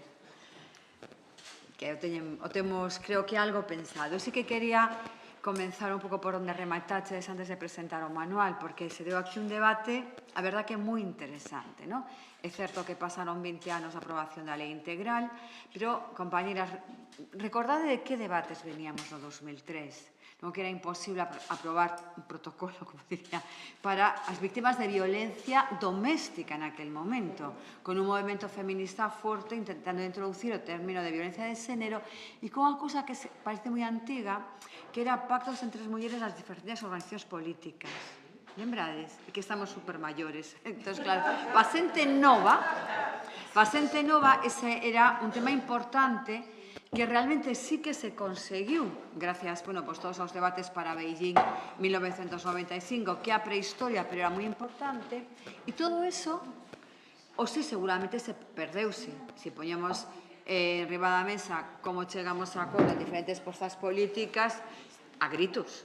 O sea, eso como mínimo, e a Twitter perdido na rede. Entón, claro, tamén hubo, desde entonces, un muro de ruido que se vai estendendo que dificulta moitos debates reales. Entón, eu que estou moitísimo máis optimista que Concha, ou sei, eso que acabo de sentarme no mesmo sitio, creo que sí que hubo, bueno, unha chega de o feminismo a xente nova impensable fai 20 anos. Eu vexo así, polo menos. E a introducir no ordenamento xurídico, como decía Cristina, o concepto de violencia de xénero, costou moitísimo e foi moi transformador. Pero que os que no 2003 votaban en contra de violencia de xénero ou non o querían, siguen igual. Simplemente que neste momento están no goberno e cando chegan dicen isto que non creíamos porque é fulcral e central para a igualdade que é a violencia de xénero, simplemente vamos a cambiar, porque se importa moitísimo. Volver a terminoloxía de violencia doméstica non é unha cosa menor, é que é central para destruir as políticas de igualdade. Se destruyen desde... La promoción de igualdade les da igual. ¿Estás contra? Que lo mismo le da... Ni cambian as leis de igualdade, porque saben que son leis que realmente non son tan transformadoras como a lei de violencia de xénero ou as leis de violencia sexual, tendríamos que entrar ao debate. Entón, é un elemento, pero clave, e como é un elemento clave, van a por él. Pero as estrategias, eu non teño, desde logo, que ninguna nostalgia, sinceramente, o sea, ya sabéis lo de Freud, o nostálxico o neurótico, pois sou neurótica neste momento. Es decir, nada de nostalgia, habrá que ver, pois, que novas estrategias cara a novos entornos, como explicaba antes Ana tamén, de, bueno, nosotros pensábamos que íbamos a vivir mellor informados porque teníamos unha rede para chegar a xente nova. No, que es mejor no tener información. Si o coñecemento non necesita de información, necesita de reflexión sobre alguna información. Pues estamos, bueno, que non podemos ni procesar nada. É dicir, eu non lle cargaría a escola das amas cousas, porque a sociedade, a escola xa non dá con nada. É dicir, como temos unha sociedade desinformada que acríticamente dice, sí, demasiada igualdade, sí, es violencia doméstica. Es eso que está ocurriendo. Creo que estamos simplemente, no me gusta la lenguaxe bélica, no quiere decir que estemos nunha guerra, pero bueno, estamos en unha confrontación de formas de entender a evolución da sociedade entre un paradigma máis feminista que se mostrou con forza e aqueles que non o queren, porque saben que introducir as mulleres no ámbito do fogar é moi rendible para o neoliberalismo. E iso tú lo adornas como sea. Podemos ver los discursos de Meloni, que os analiza perfectamente el último libro, Patricia o sabe, que estamos aí, de Quién teme ao xénero, de Judith Butler, que acaba de salir esta semana, os analiza perfectamente. ¿Por qué nos fala de la familia? Todo eso es un adorno, realmente. Lo que hai detrás es unha proposta económica que necesita unhas mulleres tranquilamente na súa casa facendo unha cosa gratuita que funciona moi ben e que además nos dixeron sempre que era por amor. E isto nos levaría a outras derivadas, que non, pero é que me nego a pensar que realmente é un retroceso. Estamos en unha batalla. É dicir, e nós estamos un pouco máis cansadas, estamos máis maiores, non? Pero aí hai xente moza que la veo perfectamente con espaldas amplias para, vamos, para decir, bueno, ¿qué pasa? Que igual no es desde el mismo feminismo que nos entendimos, porque tamén o feminismo, afortunadamente, modifica as súas categorías. Igual tenemos que revisar, estou a full con revisar todo o que tenemos que revisar, pero debatindo, non tirándonos cousas e mirando, decir, no, eu decía, a mí me dicen, no binario, perfecto, porque yo ni tan siquiera sabía que había seños, me encanta, ya los reconstruimos, volvimos y ya estaremos en otra, es decir, tenemos que entablar. Y despois de esto que estaba pensando aí, porque se nos removen a todas moitas cousas, porque nos vimos en moitos sitios moitas veces, temos, bueno, pues a alegría de estar con compañeiras, con amigas que estáis aquí, que estamos aquí presentando conjuntamente pues un manual básico con mulleres que traballamos en moitas ocasións sobre as violencias machistas. Para comenzar, nosotras aquí quixemos poñer aquí violencias machistas. E dentro das violencias machistas, dividir entre violencia de xénero, termo acuñado xa por a lei e que nos parecía que neste momento debíamos continuar con él, que as violencias dentro da parella, e a violencia sexual, por a importancia que ten, como comentabades antes varias compañeras en este momento, a violencia sexual. Entón se divide en esas, digamos, dúas manifestacións da violencia machistas que sabemos que hai máis. Dentro delas, cada unha das compañeras que traballou na redacción do manual se encargou máis dunha parte, ainda que despois intentamos facer un traballo conxunto para extraer como un pouco a esencia, porque queríamos que fora breve, para que se pudera consultar rapidamente, que fora riguroso, ao mesmo tempo que fora áxil e que fora visual, porque queríamos que estuvera en un centro de información ás mulleres, en os servicios sociais dos concellos, que moitas veces os teñen ali tanto para entregar a unha muller que se achegue por ali, como para a propia consulta, igual, desas profesionais que antes decíamos que lles falta formación, a veces non teñen tempo, están moi precarizadas e con unha saturación importantísima nos servicios sociais que, bueno, que temos tamén que ter presente. E tamén que chegar a todas as escolas, que chegue ás universidades, porque ante que é moi básico, curiosamente, o se volver sobre o básico, nos parece revolucionarios que estamos aquí. Porque comenzamos, veremos que unha parte que como recoñecemos as violencias machistas. Compañeiras e compañeiros, o que nos parece a nos obvio, super obvio, non o é, para nada o é. E necesitamos unha especie de checklist para que as mozas a veces, é certo que cando caen dicen, sí, e niso avanzamos moito, pero les costa repoñerse en ese sitio. Ou as mulleres maiores, é dicir, para recoñecer que son as violencias machistas. Despois, para ver como actuar. E el restaurar, se intentamos decirlo tamén na manual, a veces acompaña o actuar. Es decir, se checa un CIN antes de presentar unha denuncia. E debemos recordar unha e mil veces, aquí aparece, que tanto na lei galega como posteriormente no Pacto de Estado se recolle claramente que non hai que presentar a denuncia para tener acceso aos servizos. E se é así, non.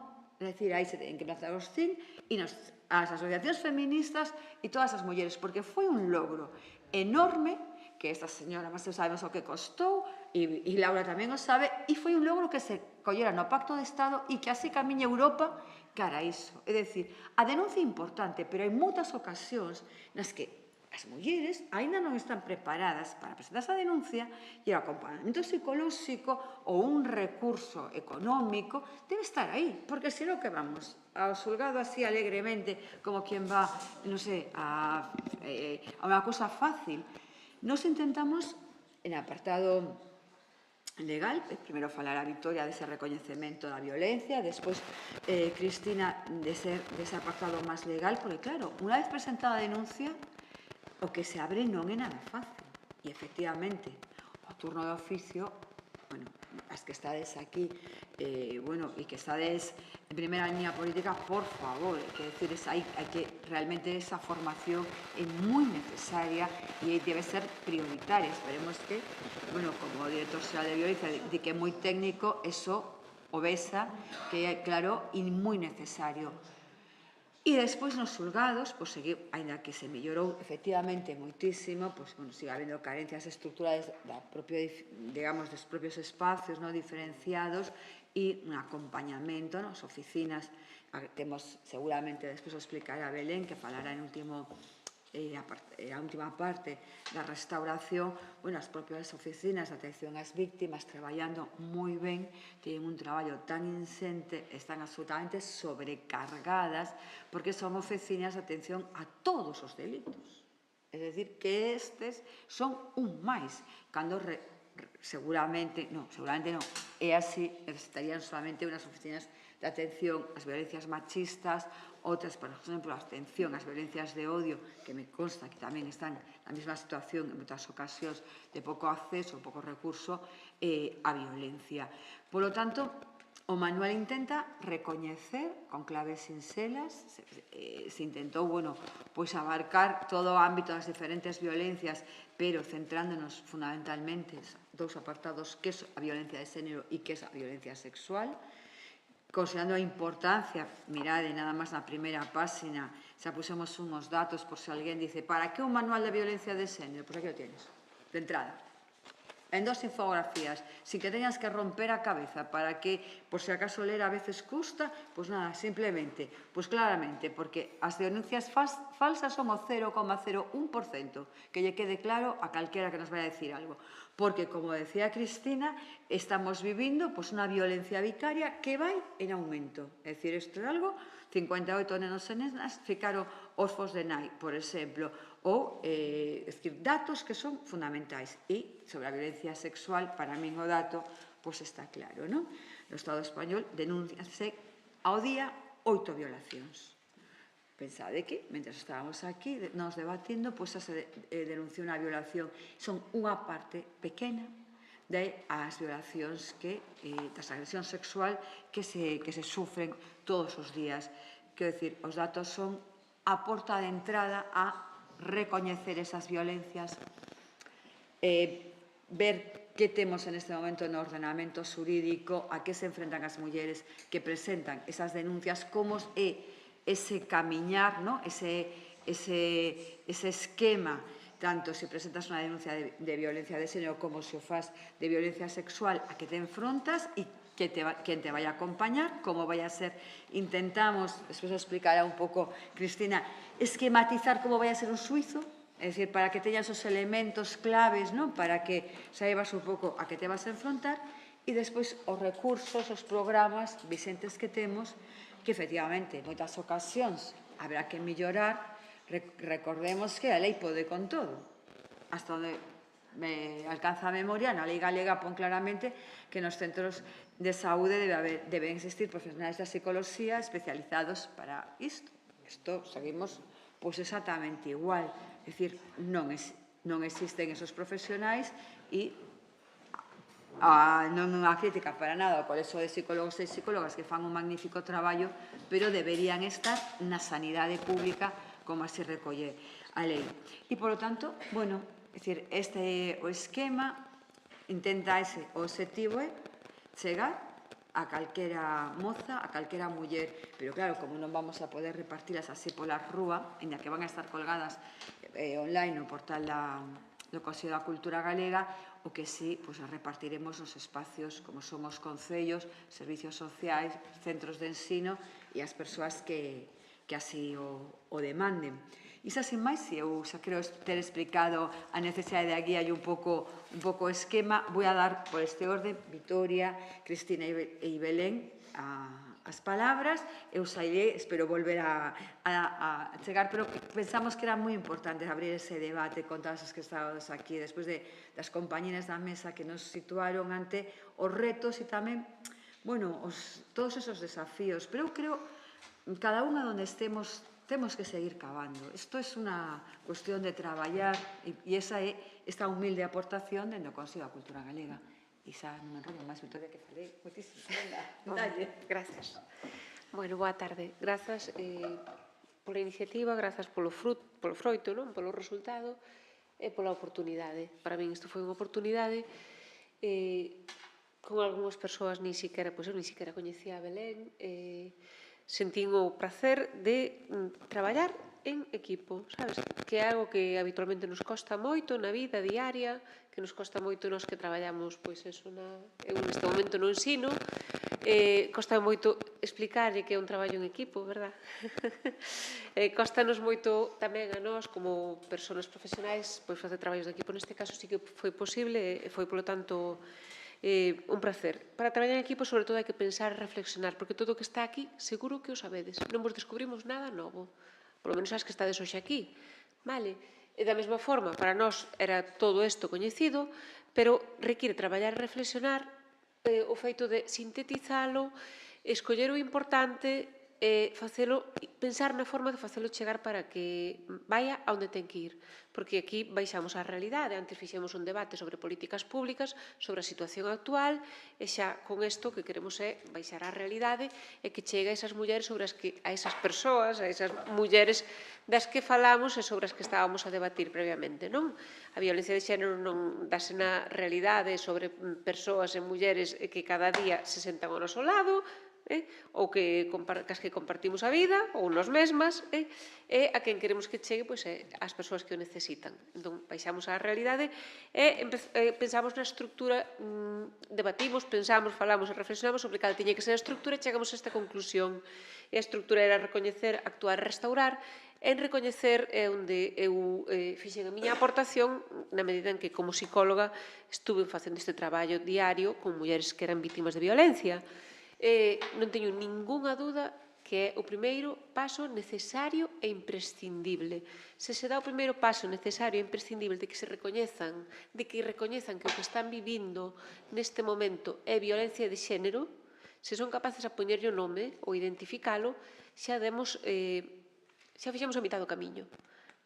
Porque pasan de sentirse culpables da situación na que viven, deste desasosego, deste malvivir, deste malestar, de que esa relación de parella non funcione, pasan de sentirse culpables a sentirse víctimas. E sentirte víctima fai que o culpable sexa outro. E poñerlle a responsabilidade e a culpa a quen hai que poñer, que é a persona que lle está facendo vivir e sufrir esa situación. Entón, a culpabilidade está en outro lado, aínda que sempre a protagonista ou a víctima ou digamos, o suxeito da oración é a muller, pero o culpable está en outro lado e a responsabilidade de todos compartida. A responsabilidade é unha responsabilidade social da que falastes antes, pero neste recoñecer e a raíz, pois, con pequenos con unha sesión, non vaiades a pensar que en moitas ocasións hai que ir moito máis lonxe. Nesta recoñecer está a clave do asunto, porque seres capaz de poñerlle nome, identificar e saber que é eso, é que eso que está pasando nin é que un mal día, nin é unha relación un pouco tóxica, nin é pois que ti o fixeches realmente mal, senón que é violencia, cambiamos de pantalla directamente. É clave, insisto, fundamental e imprescindible. Por lo tanto, reivindico o traballo das psicólogas e reivindico o traballo das educadoras e o traballo das persoas que contribuyen a ese cambio de escenario. Reivindico ese traballo como imprescindible e como primeiro paso, pero desde logo reivindico e, sobre todo, considero necesario o traballo interprofesional. Porque ese é o primeiro, pero o que ven despois é igual de imprescindible. Con ese traballo, primeiro, conseguimos que, o que decíamos antes, quitarlle a culpa á persoa, poñer a culpa en outro lado, fundamental, e, polo tanto, empoderala. Non é tan fácil, non digo que o empoderamento sexa eso, pero ese primeiro paso é fundamental para que se sepa, con dereitos, para que se sepa que o que estás sufrindo, o que está vivindo, non é porque se este volvendo loca, non é porque non sepa o que lle pasa, senón é porque as palabras son estas, vale? As palabras son desvalorización, as palabras son aillamento, as palabras son desprezos, as palabras son control, e esas palabras son as que che fan a ti estar como estás, e quen exerce eso é a outra persona. Ti só eres a víctima desa situación. Entón, unha vez que temos claro eso, unha vez que se fixo esa reflexión, non te quedas no día de hoxe, miras hacia atrás. E dices, claro, pero isto xa ven de atrás. Isto xa ven de atrás, isto é o que fai que eu dude de min mesma hoxe. E entonces vas ao seguinte paso, que é decidir que quero facer con isto. E iso decide a muller. Eu, pois a raíz desta guía, previamente tuvamos conversacións fora mesmo do equipo, con outras persoas preocupadas e profesionais, igual que nós, e dicían que a denuncia non é a solución. Pois non, a denuncia non é a solución. A solución é que a muller decida onde quere ir. A solución pasa porque se considere capaz de ir onde quere ir. Entonces, se cando quere ir a facer a denuncia, unha vez que se recoñece, das o seguinte paso, que é que cunha profesional, cunha asesora xurídica formada non significa con un título, formada significa con perspectiva de xénero, porque hai moita formación que dá títulos e non dá perspectiva de xénero, vale? Ou non dá perspectiva feminista, que me dá igual un término que o outro. Entón, vas á seguinte, que é a profesional formada, que che acompaña, sobre todo, que che orienta sobre como tes que ir a esa denuncia, se ese foi o que decidiches, ir a esa denuncia, vale? Xa cambia totalmente a situación. Porque o que se van a topar nos xuzgados nunca sabemos o que vai ser. Nunca sabemos. Ti non podes empuxar a unha muller a denunciar sin saber cal vai ser o resultado, para deixala exposta, vale? Cando sabemos que despois dunha denuncia se multiplica o risco por 7. O risco de agresión e violencia. Entón, nós non pretendemos eso, nós non empuxamos a denunciar porque sí. Despois vai o traballo seguinte, no que xa Cristina explica cal é o seu traballo ou cal é o traballo que ten que facer unha asesora xurídica con perspectiva de xénero ou con perspectiva feminista. Porque nós non sabemos cal vai ser o resultado no xuzgado, pero se vas ao xuzgado sabendo que eres ti quen toma a decisión, cas ideas claras de onde queres chegar, é unha faena que sala mal, pero vas preparada. Ir ao xuzgado dudando, empuxada, ou porque a circunstancia foi que ocorreu na rúa, entón apareceu un policía nese momento, e o policía dixo que consideraba que era bo facer, que era denunciar, e ti apareces ao día seguinte nun xuzgado, sin máis, cambian moitas posibilidades de que un resultado sea un ou outro, pero sobre todo cambia como sales a muller dai. Que se coñece como indefensión aprendida, non? Pídenme que faga algo, e cando fago algo, peor aínda. Entonces, bueno, reivindico, insisto, o traballo para recoñecer, porque xa é un traballo preventivo en sí mesmo, vale? E reivindico o traballo interprofesional e multiprofesional con outras persoas de outras disciplinas que son fundamentais. Entón, pasolle directamente a pelota a Cristina, para que continúe na parte que lle toca. Moitas gracias, Victoria. Pois, efectivamente, estou totalmente de acordo contigo en que é un traballo de equipo, ten que ser un traballo transversal, senón a loita contra a violencia de xénero non prospera, non ten sentido. Ha sido moi gratificante, ademais, traballar coas compañeiras e ver as tres versións ou os tres lados do mesmo problema. Digo tres, poderíamos, eu creo que aínda engadir máis, pero bueno, realmente foi moi enriquecedor. Na miña parte, pois ven despois da primeira, que é recoñecer e ora é actuar. Como actuar, como hacer unha guía explicándolle a xente como ten que actuar cando lle estás falando de forzas e corpos de seguridade ou lle estás falando de los xulgados. Pois non é fácil porque é verdade que non hai moita perspectiva de xénero no meu campo. Non hablo dos CIMS, sino hablo xa puramente da miña labor como abogada a pé de sede judicial. Non hai. Dependes moitas veces da sorte coa persona que des. Polo tanto, polo menos ter unha manual, ter unha referencia onde podas botar un ollo, asesorarte, empezar a intentar baixar esa linguaxe tan retorcida que a veces empregamos as que traballamos na xusticia, pois que sexa un pouquiño máis asequible e accesible ás persoas da pé de calle. Aquí, puximos o punto de mira en dous vertientes da violencia machista. Hai moitas máis, pero, violencia sexual e violencia de xénero. Por que violencia sexual? Porque realmente agora mesmo hai un despunte tamén de modalidades diferentes de violencia sexual.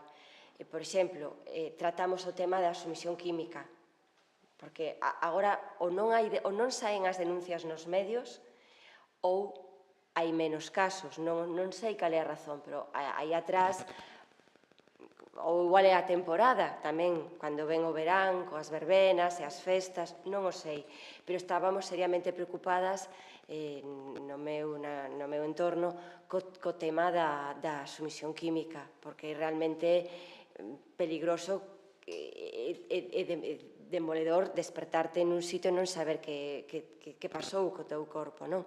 Entón, como facer?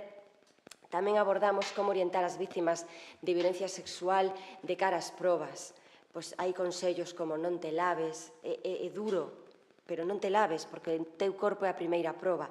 Deixa que recollan as probas e logo xa poderás lavarte e quedar a gusto, pero de entrada pois protexe o máis importante. Eu tive en casos de agresións sexuais no meu despacho que non pudimos sacar adiante precisamente por falta de probas, porque son delitos que se cometen na intimidade, non hai testigos, e se a muller lavouse, non temos nin un solo resto biolóxico, xa é moi complicado tirar coa denuncia para adiante.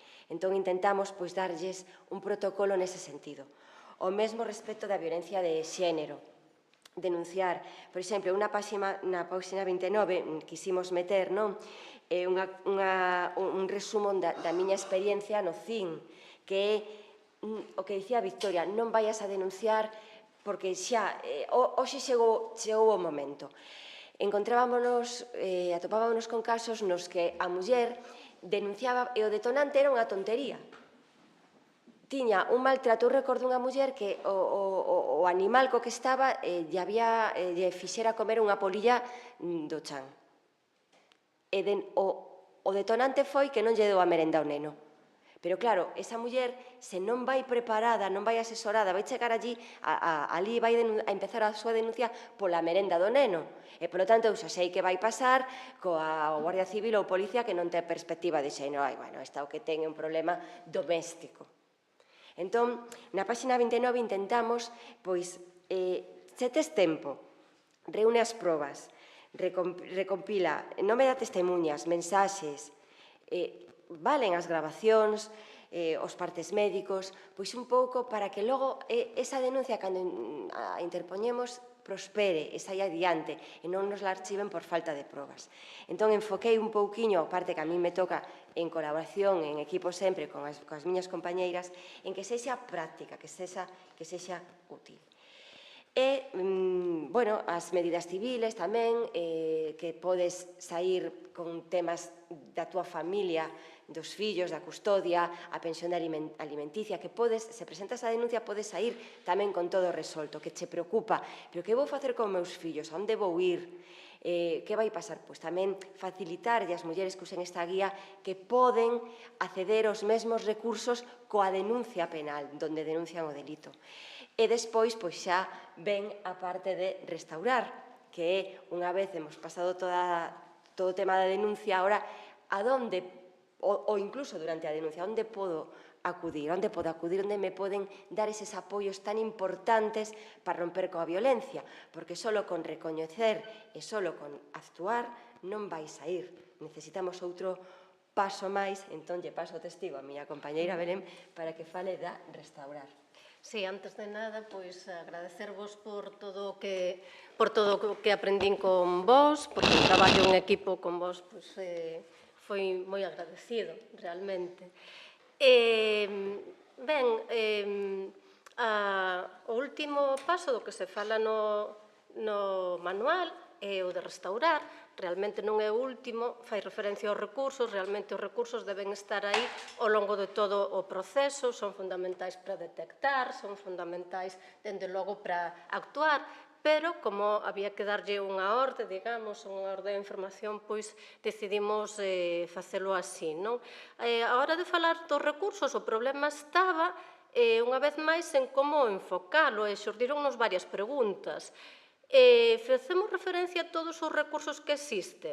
Pois existen recursos legais, económicos, psicolóxicos, sociais, de acollida e aloxamento, de asesoramento e información. Se facemos referencia a todos os recursos existentes, a verdade é como facemos para non caer nunha listaxe aburrida, nunha listaxe que, ao final, pois, por ser aburrida, resulta tamén pouco práctica. Entón, aí optamos, polo menos, e máis. Optamos por facer unha selección. Pensamos no seguinte, é dicir, a que recursos poden acceder as mulleres directamente? Porque existen moitos recursos, pero a moitos deles non acceden as mulleres directamente, senón que acceden de maneira derivada. Entón, centrámonos neso, nos recursos aos que poden acceder as mulleres directamente, como, por exemplo, os centros de información ás mulleres, as oficinas de atención a víctimas, o CRIN, o Centro de Recursos Integral, os teléfonos aos que se pode chamar. Ben, intentamos facelo dunha maneira moi sintética, moi resumida, moi directa, nunha linguaxe que todo o mundo poidase entender. E quixemos que esa linguaxe fose humana, fuxindo dun enfoque técnico, senón un enfoque máis humano. Utilizamos moito o formato de pregunta-resposta. Ben, pois, por exemplo, de que me pode servir acudir a un centro de información ás mulleres? En que momento creo que pode ser útil dar ese paso? Utilizamos moito o formato de preguntas e respostas. Aquí, bueno, pois podemos atopar iso, os principais recursos aos que as mulleres galegas poden acudir, teléfonos, o tipo de información que se ofrece neses teléfonos, centros de información ás mulleres, oficinas de atención a víctimas, a Rede Galega de Acollemento e centros que a integran, o Centro de Recursos Integral, as axudas económicas que existen. Tamén fixemos referencia a recursos que non existen, pero que non están en funcionamento agora, pero que están anunciados que se van a poñer a funcionar, como os centros de crise 24 horas para atención a vítimas de agresión sexual, que xa ían poñerse a funcionar a finais do ano pasado e que neste momento aínda estamos agardando.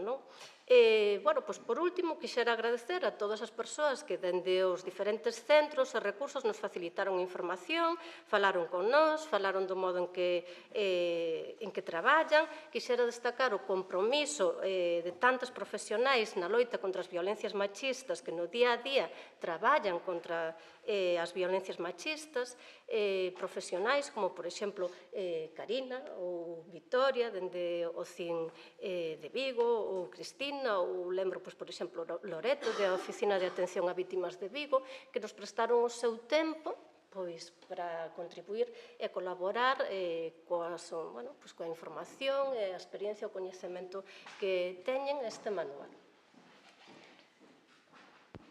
Bueno, se chegou para o final E o que me resta por decir é que eu agradecerle moitísimo o traballo estas tres mulleres que me acompañan, porque a verdade, como dende o CEDIF, pois foi un placer convidalas e sobre todo, ten razón Victoria unha cousa, foi fácil non facelo, sino ir paso a paso vendo o difícil que é sacar o máis esencial, pero foi un equipo que eu creo que traballamos de forma coordinada e que, además, cando se incorporou a diseñadora, foi quen de aportar gráficamente cuestións que nós non veíamos dende a palabra e que mellorou moito o que nós non veíamos como achegalo de forma sinxela. Ahora agardamos que sí que teña difusión e que tamén teña comentarios de aquí, que cosas se poden mellorar, que programas, preguntaba un xornalista, se mellorou moito en programas. É certo que creo que sí que hai unha idea social de que se mellorou e cando aquí Belén estaba coa parte dos programas veíamos como Cristina coas leis, incluso no recoñecemento que nos parecía que está aí, pero si compre facer manuales básicos, porque constantemente compre que poñamos en riba da mesa que o máis básico, aínda que nos parezca obvio, non o é. E que recoñecer a violencia é un traballo que debemos facer entre todas, cada unha nos espacios no que nos toca, pero, sin desánimo, supoño que teremos que buscar o punto e sabendo que isto además vai para longo, que igual cando aprobamos a lei no 2004 recordo que unha das cosas que se decía era enseguida vamos a ver os efectos positivos nos datos. Igual os efectos positivos non eran tanto nos datos como no que se va cambiando nas propias estructuras e aos datos, pois aínda chegaremos moito máis lonxe, non? É verdad que éramos moitísimo máis optimistas porque teníamos, a confianza que se o vemos claro, toda a sociedade ten que velo claro. Igual ese proceso de clarificación é un proceso constante, non? De cousas pequenas, igual como isto, que facemos nas nosas escolas, que facedes vos formando os rapaces novos nos ciclos de igualdade e integración social, o que facedes nos CIN. A ver, aquí con os de la ESO acabamos, en pedra nos parece, pero sementes iremos deixando como feministas e cousas agromarán, así que moitísimas gracias pola paciencia esta tarde e, a facerle promoción a este manual, vale? Moitas grazas.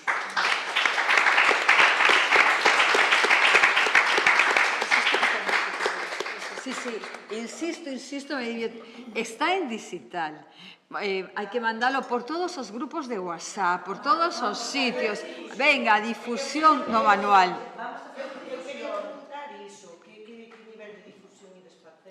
A ver, digamos, na rede está, el digital está. En este momento hai unha tirada de 1000 coa idea de seguir ampliando, é dicir, non é, pois veremos. Sí, os centros educativos non xa con informes o enviamos, co informe da realidade. Sí, aos CIN desde logo. Os CIN estaban todos convidados, sei que están moi cargados de traballo, pero a todos os CIN e tamén, eu creo que é importante a todos aos centros de saúde e aos servicios sociais, porque nós sí que os servicios sociais a veces non teñen tempo de chegar aos recursos, porque, esta é unha primeira tirada. Fala con a TikToker muller, que saberedes que sea feminista, que sai, que o pon na súa rede e é máis difusión que cualquier centro. Que non te escoitei. Cualquier TikToker muller feminista que hai nas súas redes, ademais, digo checo eso, ten unha difusión, vamos. Porque hai que chegar a linguaxe... Sí, de acordo. Non estamos, porque non podemos vir alleas a linguaxe que estamos con comunicación actual. Eso sería un error, absolutamente. Sí, totalmente. Entón, pois aí, empeza a camiña, a ver que hai todas o le vedes por aí. Vale, veña. Chao, grazas.